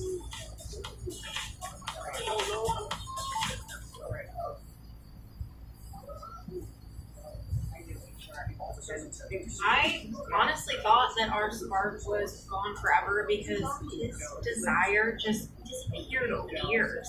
But seeing Blue Chew Gold wake up that part of his brain and his body changed everything. I finally see that look in his eyes again that I thought was honestly gone for good. I didn't just miss the intimacy, I missed us. The 4-in-1 formula in this Blue Chew Gold didn't just fix the blood flow, it brought back the connection that I thought that we lost years ago. Confidence really is contagious, and when he started using Blue Chew Gold, he started walking differently. I mean, I got my husband's edge back, and believe me, I noticed immediately.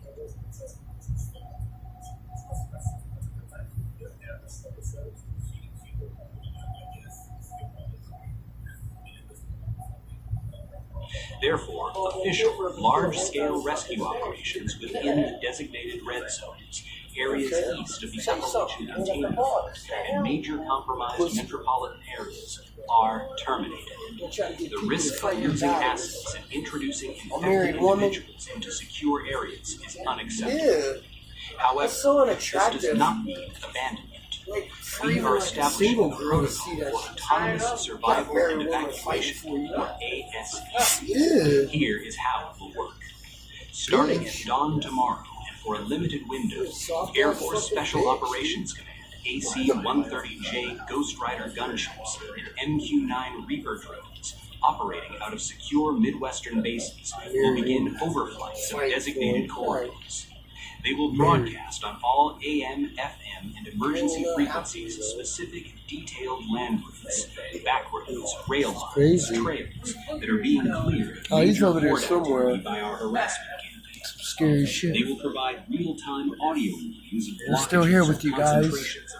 Hope you're enjoying the telecast, and pre-designated coordinates, broadcast slash whatever. prominent hilltops, the ruins We are of specific here. Walmart stores along these routes. We are here, airdrop people. ponds containing basic supplies, water purification tablets, maps, antibiotics, and most critically, AN/PRC 158 multiband radio half will be in set to the dedicated broadcast. ASE frequency, which will be broadcast at the end of this transmission.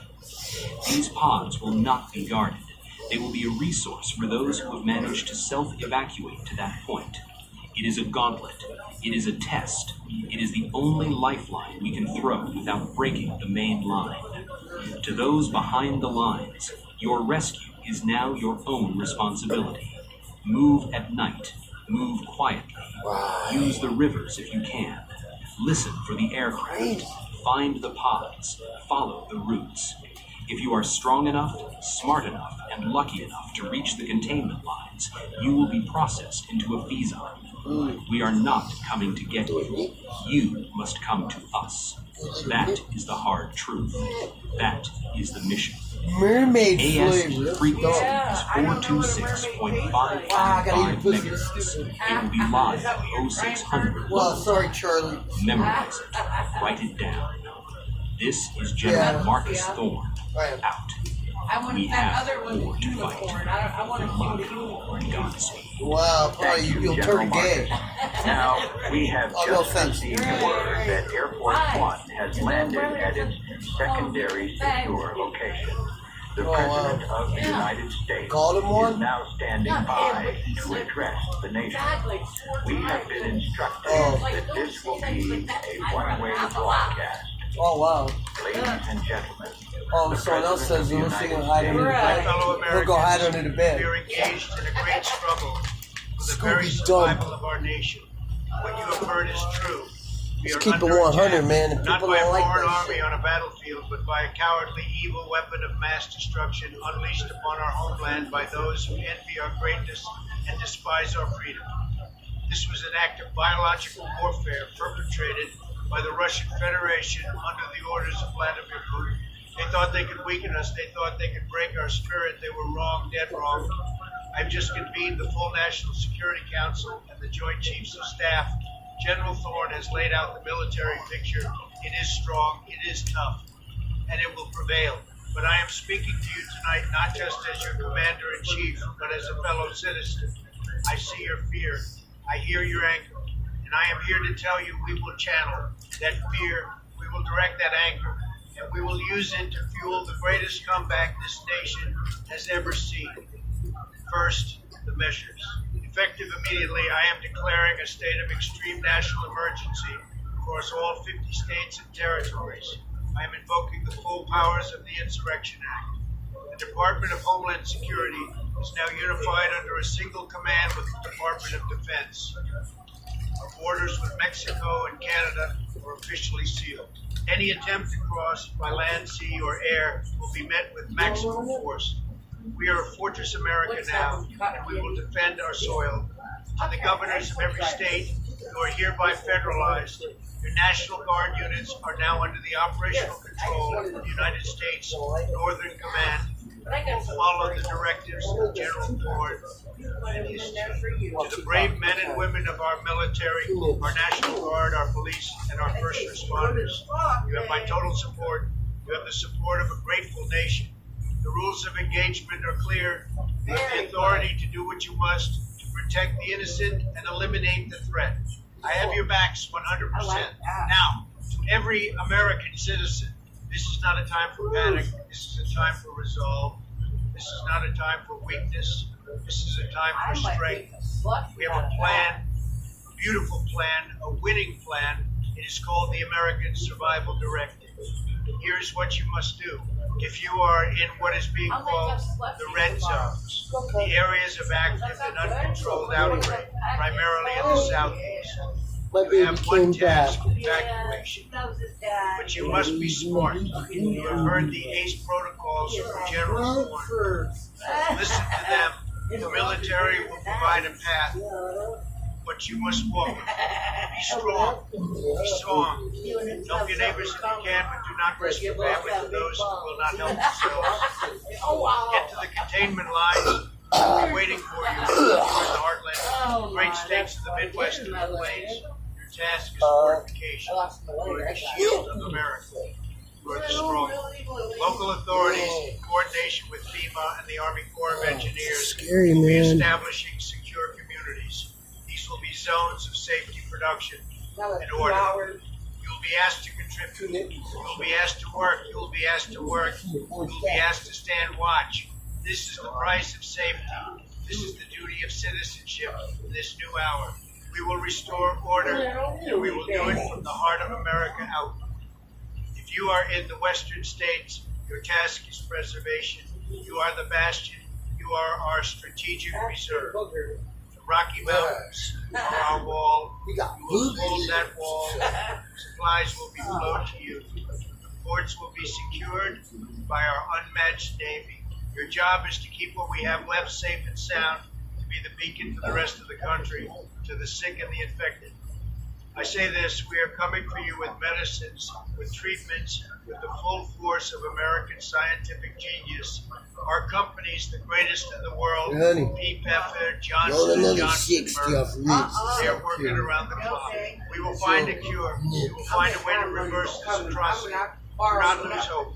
But to Good the deal. aggressors, to the terrorists and the You're a smart criminals orange who cat. did this, I have a different message. You have made a grave mistake. You have awakened the sleeping giant. See The that? retaliation you will face will be like nothing you can imagine. You can imagine. It will be swift. It will be overwhelming. It will be total. We have options on the table that are more powerful than you have ever seen. You will regret this day for the remainder of your miserable existence, which will not be long. This crisis will reveal the character of our nation. We have seen heroes already. We have seen neighbors helping neighbors. We have seen store owners opening their doors to those in need. We have seen the backbone of America, and it is steel.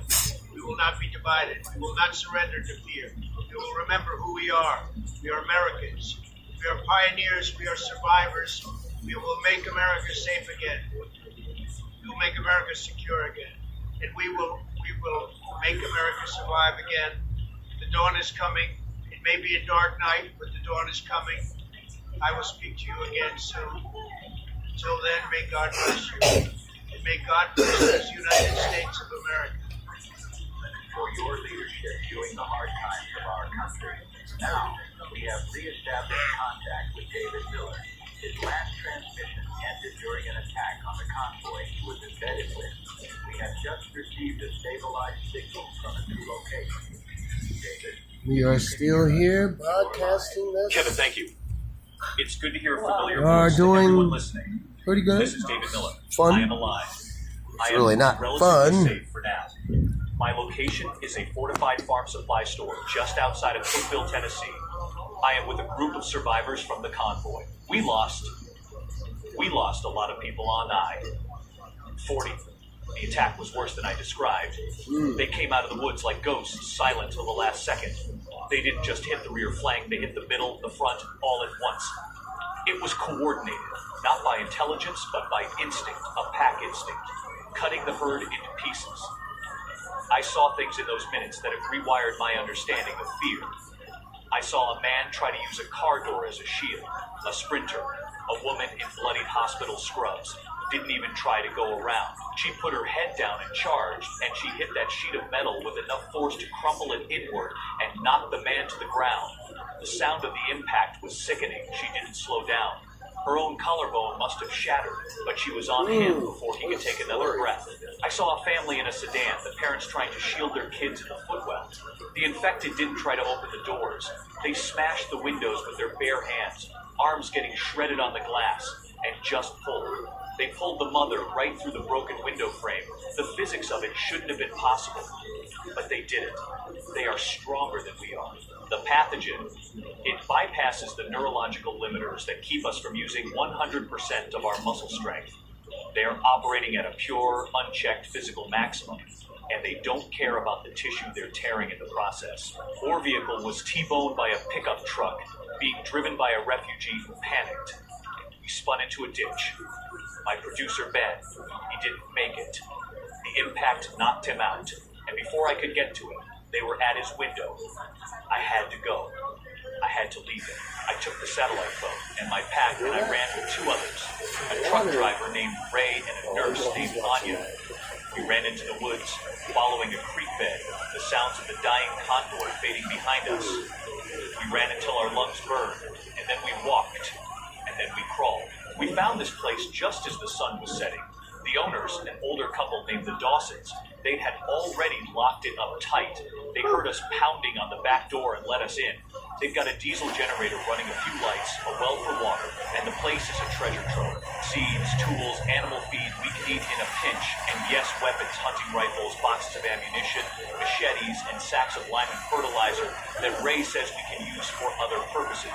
We're not alone here. There are maybe 15 of us now, holed up in the upstairs office in storage loft. We have lookouts posted at the four corners of the building, watching the fields and the tree line with night vision scopes the Dawsons had for coyote hunting.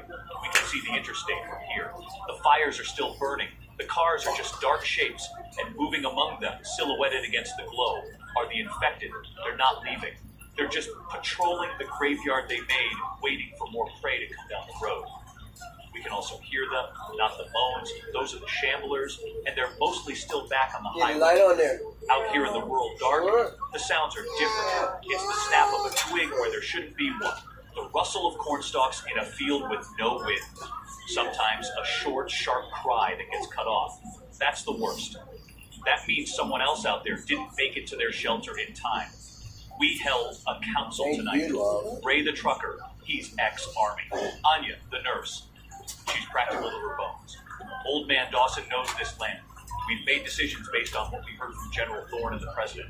We are east of the Mississippi. We are behind the lines. The military is not coming. The ACE corridor is our only shot. But the nearest designated corridor, according to the last map update Amelia managed to scrape through before we lost consistent data, is 30 miles west of here, just beyond the Tennessee River. That's 30 miles of Appalachian foothills back roads, and God knows how many infected that have spilled out from Nashville and Knoxville. So here is our plan, board in a dusty office over a map spread on a desk. We are not leaving tonight. We are using the darkness to fortify. We are boarding up every window on the ground floor with plywood from the stock, not just locking them, removing shelves in front of the doors. We're setting up a rainwater collection system from the gutters into barrels. We are turning this tractor supply into our Alamo. Not to make a last stand, but to make a launching pad. We need to be a hard target, a quiet target. For a few days, we need to watch, to learn their patterns in this rural environment. We need to listen for the AC-130s at dawn to get a fix on the exact ACE route. Then in 2, maybe 3 nights, we move. We travel at night, cross-country, no roads. We'll use the creek beds and the power line cuts. We have a compass. We have topographical maps from the store. We'll move slow. We'll move quiet. We'll only cover a few miles a night, hiding and resting during the day. The goal is the Tennessee River. If the bridges are blown, we have inflatable rafts from the camping section. We get across the river. We find one of those supply pods the general promised. We get those radios. And then we follow the voice from the sky to the containment line. It's a plan. Might be a suicide, but it's the only one we have. I'm documenting it all. I'm keeping a journal on paper. If we don't make it, maybe someone will find it. Maybe it'll help them. What I've learned in the last 12 hours is this. The government's war is about maps and lines and assets. Our war is about inches and seconds and silence. Their weapon is a bomb. Our weapon is a held breath. Their strategy is written in orders. Ours is written in the mud, with a stick, by people who are so terrified they can barely think, but who are thinking anyway, because it's all they have left. I don't know if we'll make it. I think we have a chance. The Dawsons have lived here for 40 years. They know every deer trail, every abandoned homestead. Anya has already turned part of the office into a sick bay, sterilizing instruments with propane fire. Ray is teaching people how to make a perimeter alarm from cans and string. We are becoming a community, tiny and scared. But a community. It's the only thing standing between us and the dark. I'll try to transmit again tomorrow night, same frequency, if the battery holds and if it's safe to use the satellite dish we've rigged to the roof until then.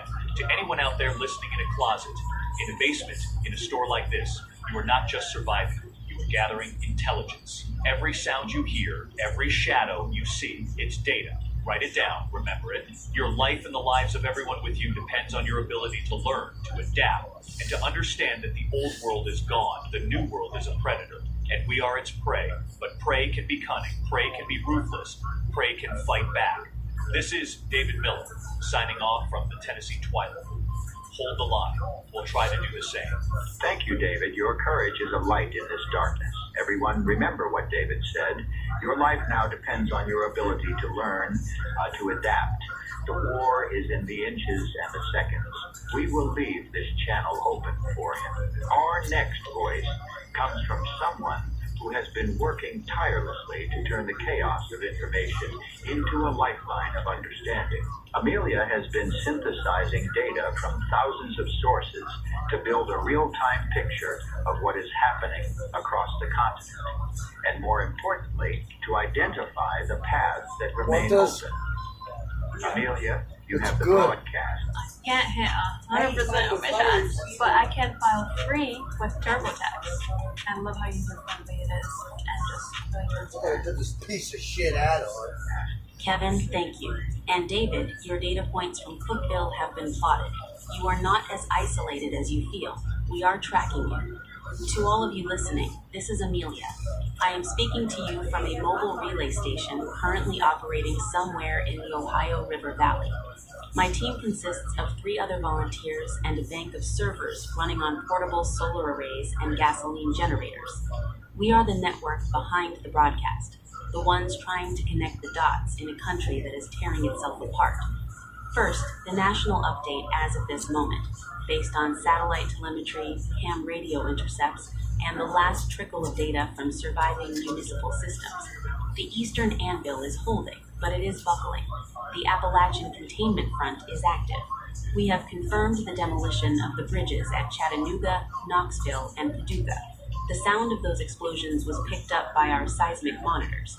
The 82nd Airborne is engaged in heavy fighting along the Blue Ridge Parkway, using the high ground to funnel hordes into pre-targeted valleys for airstrikes. But the infected are not a conventional force.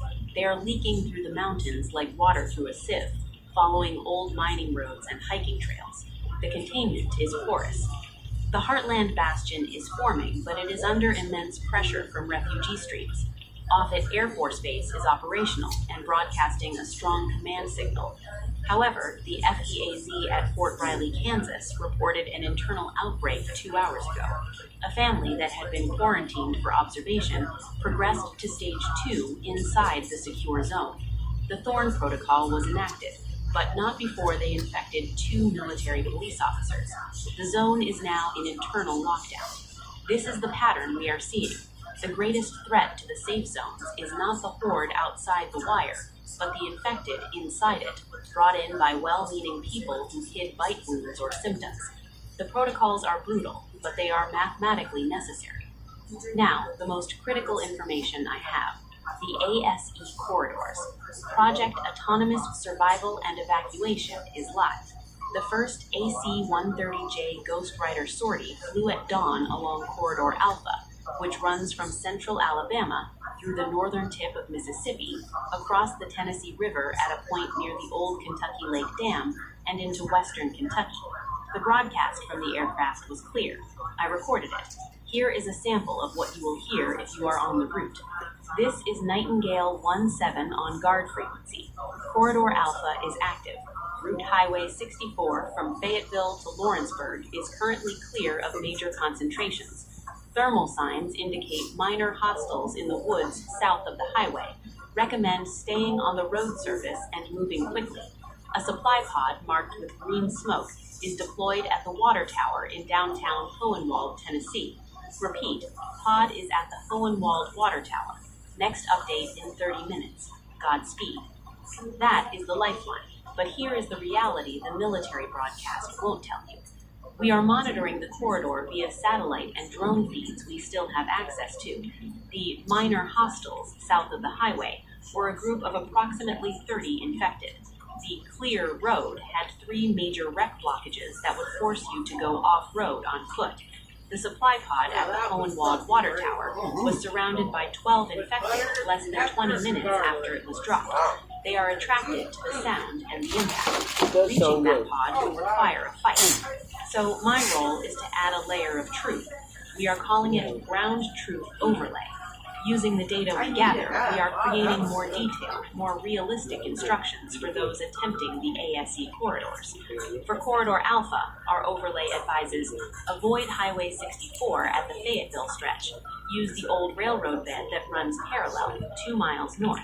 It's elevated, offers clear lines of sight, and the infected seem to avoid the least gravel.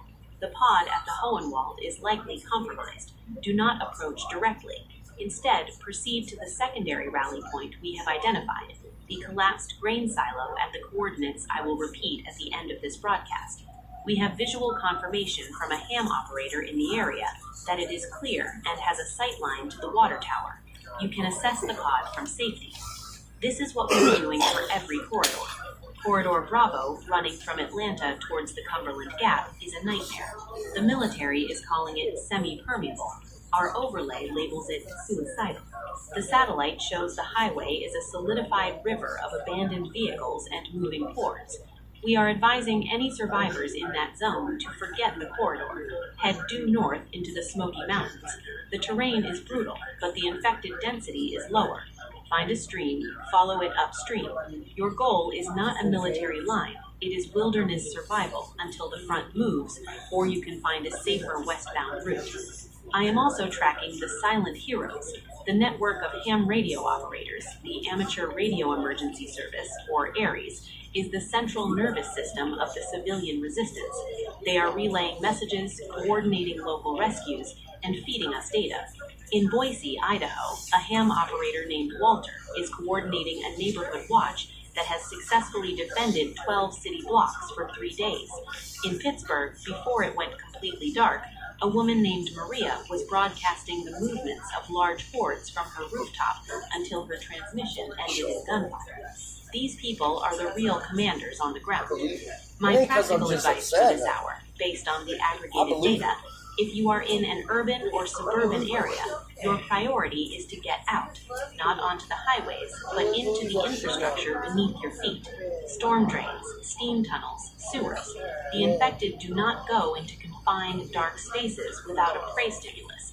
It is hazardous, it is terrifying, but it is a network that can move you unseen. Surveys, you know the pain. This face Chinese-looking guy. Yeah, I'm surprised the zombies didn't eat him. It probably tastes like shit. If you are rural, like David, your priority is to become invisible. Black out all light, bury your waste. Do not burn fires that produce visible smoke during the day. The infected are drawn In your to heart, signs of human what do you habitation. believe? You must mimic abandonment. You think so? Finally, a word on hope. The data shows something the military might not be emphasizing. The infected are degrading. You know what? We are seeing it I in the got satellite tips. thermal signatures. The hypermetabolic state burns them out. Individuals that have been active for more than 48 hours are showing significantly reduced heat signatures and slower movement. They are literally consuming themselves. They are not eternal. You don't think This the is a big wave, giveaway was not the a perpetual 17-year-old? tide. The task is to survive the Yeah, wave, it's a big to let it giveaway. crash against the containment lines and burn itself out. The strategy of the bastions and the redoubts is sound. If we can hold, if we can outlast the initial furious burn of the pathogen, we will have a country to reclaim. I will now broadcast the updated ground truth coordinates for Corridor Alpha and the new emerging Corridor Charlie in the Ohio Valley. Listen carefully, write this down. This information is your map. It is more valuable than gold. Corridor Alpha, revised waypoint 1, railroad bed at coordinate 35.104 north, 86.572 west. Rally point Bravo, grain silo at 35.238 north, 87.551 west. Corridor Charlie, forming along the Ohio River. Avoid the cities of Evansville and Owensboro. Use the series of interstate islands north of Louisville. The first supply drop is scheduled for the exposed sandbar at coordinate 37.889 north, 88.003 west. Look for orange smoke. This is Amelia, signing off. We are listening. We are plotting. We are the memory of the nation. Stay smart. Stay silent. Survive. Amelia, thank you. That ground truth is the difference between life and death for countless people. Everyone, write down those coordinates. They are your map. Our next voice is one we did not expect to hear from again. After the siege at his community center in Pittsburgh, we feared the worst. But a weak signal has come through, a broadcast of faith and resilience from the heart of the storm. I am patching through Father Michael O'Donnell. Kevin Amelia, anyone who can hear this is Father Michael O'Donnell. I am broadcasting from the basement of St. Agnes Parish in the Bloomfield neighborhood of Pittsburgh. We are still here by the grace of God and the courage of some very brave souls. We are still here. The lower levels were breached. They came through the old cold chute we had forgotten about, a cast iron mouth on a foundation that had been bricked over a century ago. The bricks gave way under their relentless, silent pressure. They poured into the food storage area. We lost 15 people in the first minute. It was a slaughterhouse, but we had a fallback plan. The rectory basement behind a reinforced steel door that was installed during the Cold War as a fallout shelter. We fell back. Those of us who could, we sealed the door. We can hear them on the other side, a constant soft thudding. They are patient. They have eternity. There are 28 of us in this concrete box. We have water from an old well pump that still draws from the spring. We have the Sacramento wine and wafers, which are now just calories and moisture. We have a first aid kit, and we have each other, and we have this ham radio powered by a hand crank generator. My arms are aching, but this must be said. I need to tell you what happened, not just the breach, but before. The hours in the community center, we took in over 300 people. We turned no one away. That was our first mistake. It was a moral one I will wrestle with until my last breath. We did not have the resources, the space, the ruthlessness to quarantine properly. A man came in, a Mr. Henderson, with a cut on his arm. He said he'd broken a window getting in. He was sweating, said he was just scared. We believed him, gave him water, let him sit with his daughter in the corner. 2 hours later, he had a seizure. His eyes, they bled. Then he stood up and he attacked his own little girl first. She couldn't have been more than 7. Her name was Chloe. We learned the Thorn Protocol from the screams. A retired Marine in our group, Javier. He didn't hesitate. He put Mr. Henderson down with a fire axe to the base of the skull. But it was too late for Chloe. She was bitten on the neck. She bled out in her mother's arms before she could turn. The mother, she hasn't spoken a word since. She just sits and rocks. We sealed the Henderson family in the janitor's closet. We could hear Mr. Henderson moving in there, scratching for hours. We argued. Some said we had to put him down again, that he was a threat. Others said he was a man, a soul, that we couldn't play God. We were still having theological debates while the enemy was in the room with us. That was our second mistake. I mean, these are the hardest words to pronounce. Almond. F-E-G. We thought the rules still applied. By the time the main doors were being beaten down from the outside, we had 5 more cases inside. The infection spread through our compassion, through our touches, through our shared cups of water. We were a petri dish of good intentions. When the shamblers outside finally broke through the barricaded outdoors, it wasn't an invasion. It was a merger. The infected outside met the infected. We were harboring inside, and we were caught in the middle. So I am speaking to you now from this basement, not as a triumphant survivor, but as a confessor. I have administered last rites to people through a steel door. I have listened to my parishioners turn and begin beating on the other side. I have made a decision that I will burn for, if that is God's judgment. Javier, the Marine, he is bitten. He took a deep gash on his forearm, pulling the young mother to safety. He is in the corner. He is sweating. He has asked me for 2 things. A proper confession and my promise. He made me swear that when his eyes change, when the bleeding starts, I will pick up the revolver he took from a dead police officer, and I will do what must be done before he stands up. I have given get some sleep another night. I have made a Surviving promise. this shit. The gun is in my lap as I crank this generator. It is heavier than any cross I've ever borne. This is what I have learned in this tomb. Faith without action is just poetry. And action without mercy is just brutality. We must find the narrow path. So realistic. For those of you in shelters, basements, in groups, you must be hard. You must inspect every new person. You must isolate anyone with a scratch, a fever, a headache. It is not cruelty. It is the deepest kindness you can offer the whole. To protect the many, you must sometimes sacrifice the one. This is the new, terrible mathematics of our souls. But do not let the hardness enter your hearts. Do not become the monster to fight the monster. In here, we still pray. We still share the water equally. We still tend to the wounded. We tell stories. We remember the world. We are planning not just to survive, but to escape. We have a map of the old storm drain system. There is a manhole cover in this very basement, rusted shut. We are working to open it. It leads to the Allegheny River overflow tunnels. If we can get there, we can follow the river underground away from the hordes and emerge miles downstream near the old steel mills. It is a desperate plan. It is our ace corridor, so my message is this. Find your steel door. Find your manhole cover. Find the plan that is more than just waiting to die. And tend your spirit. In the darkness, you will be faced with choices that have no good answer. Choose the action that preserves the most light, even if it scorches your hands. Javier's light is fading. I must go to him now. I will crank this generator again in 12 hours, if I am able. To all who hear this, you are in my prayers, even the ones beating on the door, especially them. This is Father Michael O'Donnell from the basement of St. Agnes. God keep you, and God forgive us all. Father O'Donnell, your words are a testament to the human spirit in its darkest hour. We will listen for your signal in 12 hours. God keep you and your flock safe. Our broadcast now shifts from the shelters and the streets to the skies above. We have managed to connect with one of the pilots executing the ACE corridors, providing the eyes in the sky that are guiding the evacuation. Joining us is Captain Alara Vance, United States Air Force, pilot of AC-130 Jaeger Strider, call sign Nightingale 17. Captain Vance, you are on the air. Clear. Receiving you. This is Nightingale 17. I am speaking to you via secure satellite relay. We are currently holding a wide orbit at 25,000 feet over the Tennessee-Kentucky border, providing overwatch for Corridor Alpha. My crew and I have been in the air for 9 hours. This bird is a tank with wings, and right now she's the guardian angel for everyone trying to walk out of hell. I need to be clear about what we're doing up here. We are not a taxi service. We are not a rescue helicopter.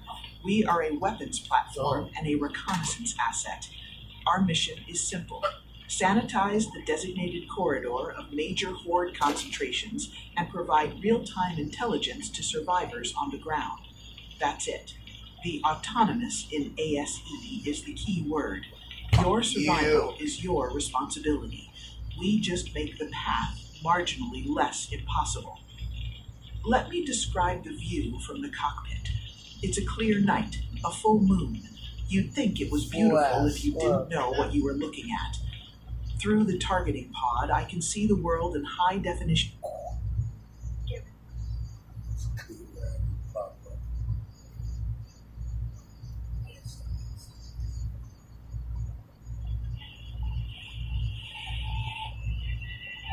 This is Stephen Reed. If you're hearing my voice right now, stay on this frequency. 91.48 FM. I'm broadcasting from a secure location on the 47th floor of the Meridian Tower in what used to be downtown. The windows here are reinforced glass. The doors are steel. For now, we're safe. For now, I can still reach you. It's 11:47 p.m., Sunday night. The city below me is burning in 3 separate locations that I can see from here. The power grid is holding in sections, flickering in others. I can see street lights still operating in the financial district, but everything east of Riverside has gone completely dark. My assistant Emily is here with me. She's monitoring the phone lines, emergency channels, what's left of the internet. We have generator backup that should last us 72 hours, maybe more if we're conservative. We have water, we have supply, we have this microphone, and as long as I'm breathing, I'm going to keep talking to you. I need you to understand something right now. This is not a test. This is not a drill. What I'm about to tell you is happening in real time across this city, across this state, possibly across this entire country. I don't have all the information. Nobody does. But I have enough to know that everything has changed in the last 6 hours. The first reports came in around 5:30 this evening. Emily handed me a note during the evening news brief. Local hospital, downtown. Patients attacking staff. I thought it was bath salts. I thought it was some new synthetic drug making rounds through the homeless population. That's what we all thought. By 6 o'clock, we had 3 more hospitals reporting the same thing. Patients becoming violent, security unable to restrain them, staff being injured. The police scanner was lighting up. Every unit in the city was being dispatched to medical facilities. I remember thinking this was going to be a long night, maybe a big story for the morning show. Then the calls started coming in from residential areas. Home invasions, they said. Attacks. People described as sick or rabid breaking into houses, attacking families. The descriptions were consistent, aggressive, unresponsive to commands, unusual strength, biting. Always biting. Emily just handed me another update. The governor has declared a state of emergency. Martial law is in effect as of midnight. That's 13 minutes from now. National Guard has been activated. All citizens are ordered to remain in their homes. Lock all doors and windows. Stay away from anyone exhibiting signs of illness or aggression. Symptoms they're telling us to watch for: fever, confusion, violent behavior, loss of speech, bleeding from the eyes or mouth. If you see anyone displaying these symptoms, do not approach them. Do not try to help them. Call emergency services if the lines are still operational. I'm looking at the call board right now. Every line is lit up. Emily can't answer them fast enough. People want to know what's happening. People want to know if their families are safe. People want to know if this is real. It's real. I can hear helicopters overhead, military by the sound of them. They've been circling the downtown area for the last hour. I counted 7 distinct aircraft at one point. Now I can only see 3 sets of lights in the sky. The official story from the Centers for Disease Control is that we're experiencing an outbreak of an unknown pathogen. They're calling it a hemorrhagic fever with neurological complications. They're saying it spreads through direct contact with infected bodily fluids, primarily through bites or scratches. They're saying they're working on identifying the exact nature of the disease. They're not saying the word that everyone is thinking, but I'm going to say it because I think you deserve the truth. The people who are attacking others, the ones the police are trying to contain, the patients who went violent in the hospitals, they're not acting like people anymore. The reports I'm getting, the things Emily is hearing on these calls, the footage that's coming through on the emergency feeds, these people are acting like something else entirely. I've been in broadcasting for 23 years. I've covered hurricanes, riots, terrorist attacks, mass shootings. I've seen humanity at its worst. But I've never seen anything like the video footage that just came through on the emergency network feed. The traffic camera on Highway 7. A car accident, multiple vehicles, people getting out of their cars and then people running toward them. Not running for help, running at them the way they moved. It wasn't right. They didn't move like injured people or panicked people. They moved with purpose, but without coordination. Jerky. Wrong. The people from the cars tried to run. Some of them made it back to their vehicles, others didn't. And when those attackers caught them, what happened next? I can't describe it in detail. This is still a public broadcast, but it was violent, it was brutal, and it was fast. Emily just received confirmation that all highways leading out of the city have been blocked by military checkpoints. Nobody in, nobody out. They're calling it a quarantine perimeter. If you're inside the city limits right now, you're staying here until further notice. I know some of you are thinking about running, about taking your families and trying to get past those checkpoints. Don't. I'm hearing reports that the military has been authorized to use lethal force to maintain the quarantine. They're not going to let anyone through. They can't risk this spreading beyond the city. That means we're on our own here. 3 million people locked inside a geographic boundary, dealing with something that nobody fully understands yet. The mayor's office released a statement 20 minutes ago. I'm going to read it to you exactly as it was sent to us. All residents are advised to shelter in place immediately. Secure your homes. Do not open doors to anyone you cannot positively identify. Avoid all contact with individuals showing signs of illness. Emergency services are responding to critical situations but may experience significant delays. Updates will be provided as information becomes available. Remain calm. Follow all instructions from law enforcement and military personnel. Remain calm. That's what they're asking of us. I'm going to be honest with you. I'm having a hard time with that myself. I can see smoke rising from at least 6 different locations now. I can hear sirens, constant sirens, overlapping each other until they become one continuous wail. I can hear what sounds like gunfire, distant but persistent, coming from the industrial district. Emily is on the phone with someone from the fire department. She's shaking her head. They're not responding to most calls. They're only going out for structure fires that threaten to spread to multiple buildings. Single-family homes, apartments, even small commercial fires, they're being left to burn. There aren't enough crews, and the ones that are still working are being escorted by armed police. A firefighter was attacked 2 hours ago while responding to a house fire on Maple Street. The homeowner, who had called 911 reporting the fire, attacked the crew when they arrived. 3 firefighters injured. 1 critically. That crew is no longer in service. I'm getting a message now from the police department liaison. They're asking all media outlets to broadcast a specific warning. I'll read this directly. Do not attempt to rescue or assist individuals who appear injured or in distress on the streets. Repeat, do not leave your secure location to render aid. What appears to be a person in need of help may be infected and extremely dangerous. If you witness someone in distress, report the location to authorities, but do not approach. That goes against every instinct we have as human beings, doesn't it? We're taught from childhood to help others, to be good Samaritans. Now they're telling us that helping someone could get us killed. But they're right. I've seen what happens. Emily showed me cell phone video from earlier tonight. A man stops his car to help what he thinks is an accident victim lying in the road. The moment he gets close, the person on the ground lunges at him. The video cuts off, but you can hear screaming. The video was uploaded 4 hours ago. We've tried calling the number associated with that account. No answer. It's midnight now. Martial law is officially in effect. I can see military vehicles on the streets below. Hyundai's troop transports, even what looks like an armored personnel carrier moving down Fifth Avenue. They're setting up positions at major intersections. I can see soldiers establishing barriers, directing the few civilian vehicles still moving to turn around and go home. Most people seem to be complying. But I'm watching one car right now that's not stopping. It's accelerating toward a checkpoint. The soldiers are signaling for it to stop. Warning shots. The car isn't stopping. More shots. The car is still moving. Direct fire. The car is swerving, crashing into a barrier. Soldiers approaching with weapons raised. They're pulling someone out of the vehicle. I can't see clearly from this height, but based on how many soldiers it's taking to restrain that person, I don't think they were just someone trying to escape. Emily has been monitoring social media. Most platforms are being overwhelmed right now. Facebook is intermittent. Twitter is barely functioning. But people are still posting. People are still trying to reach their loved ones, share information, warn others. One thing that keeps appearing in these posts, hospitals are no longer safe.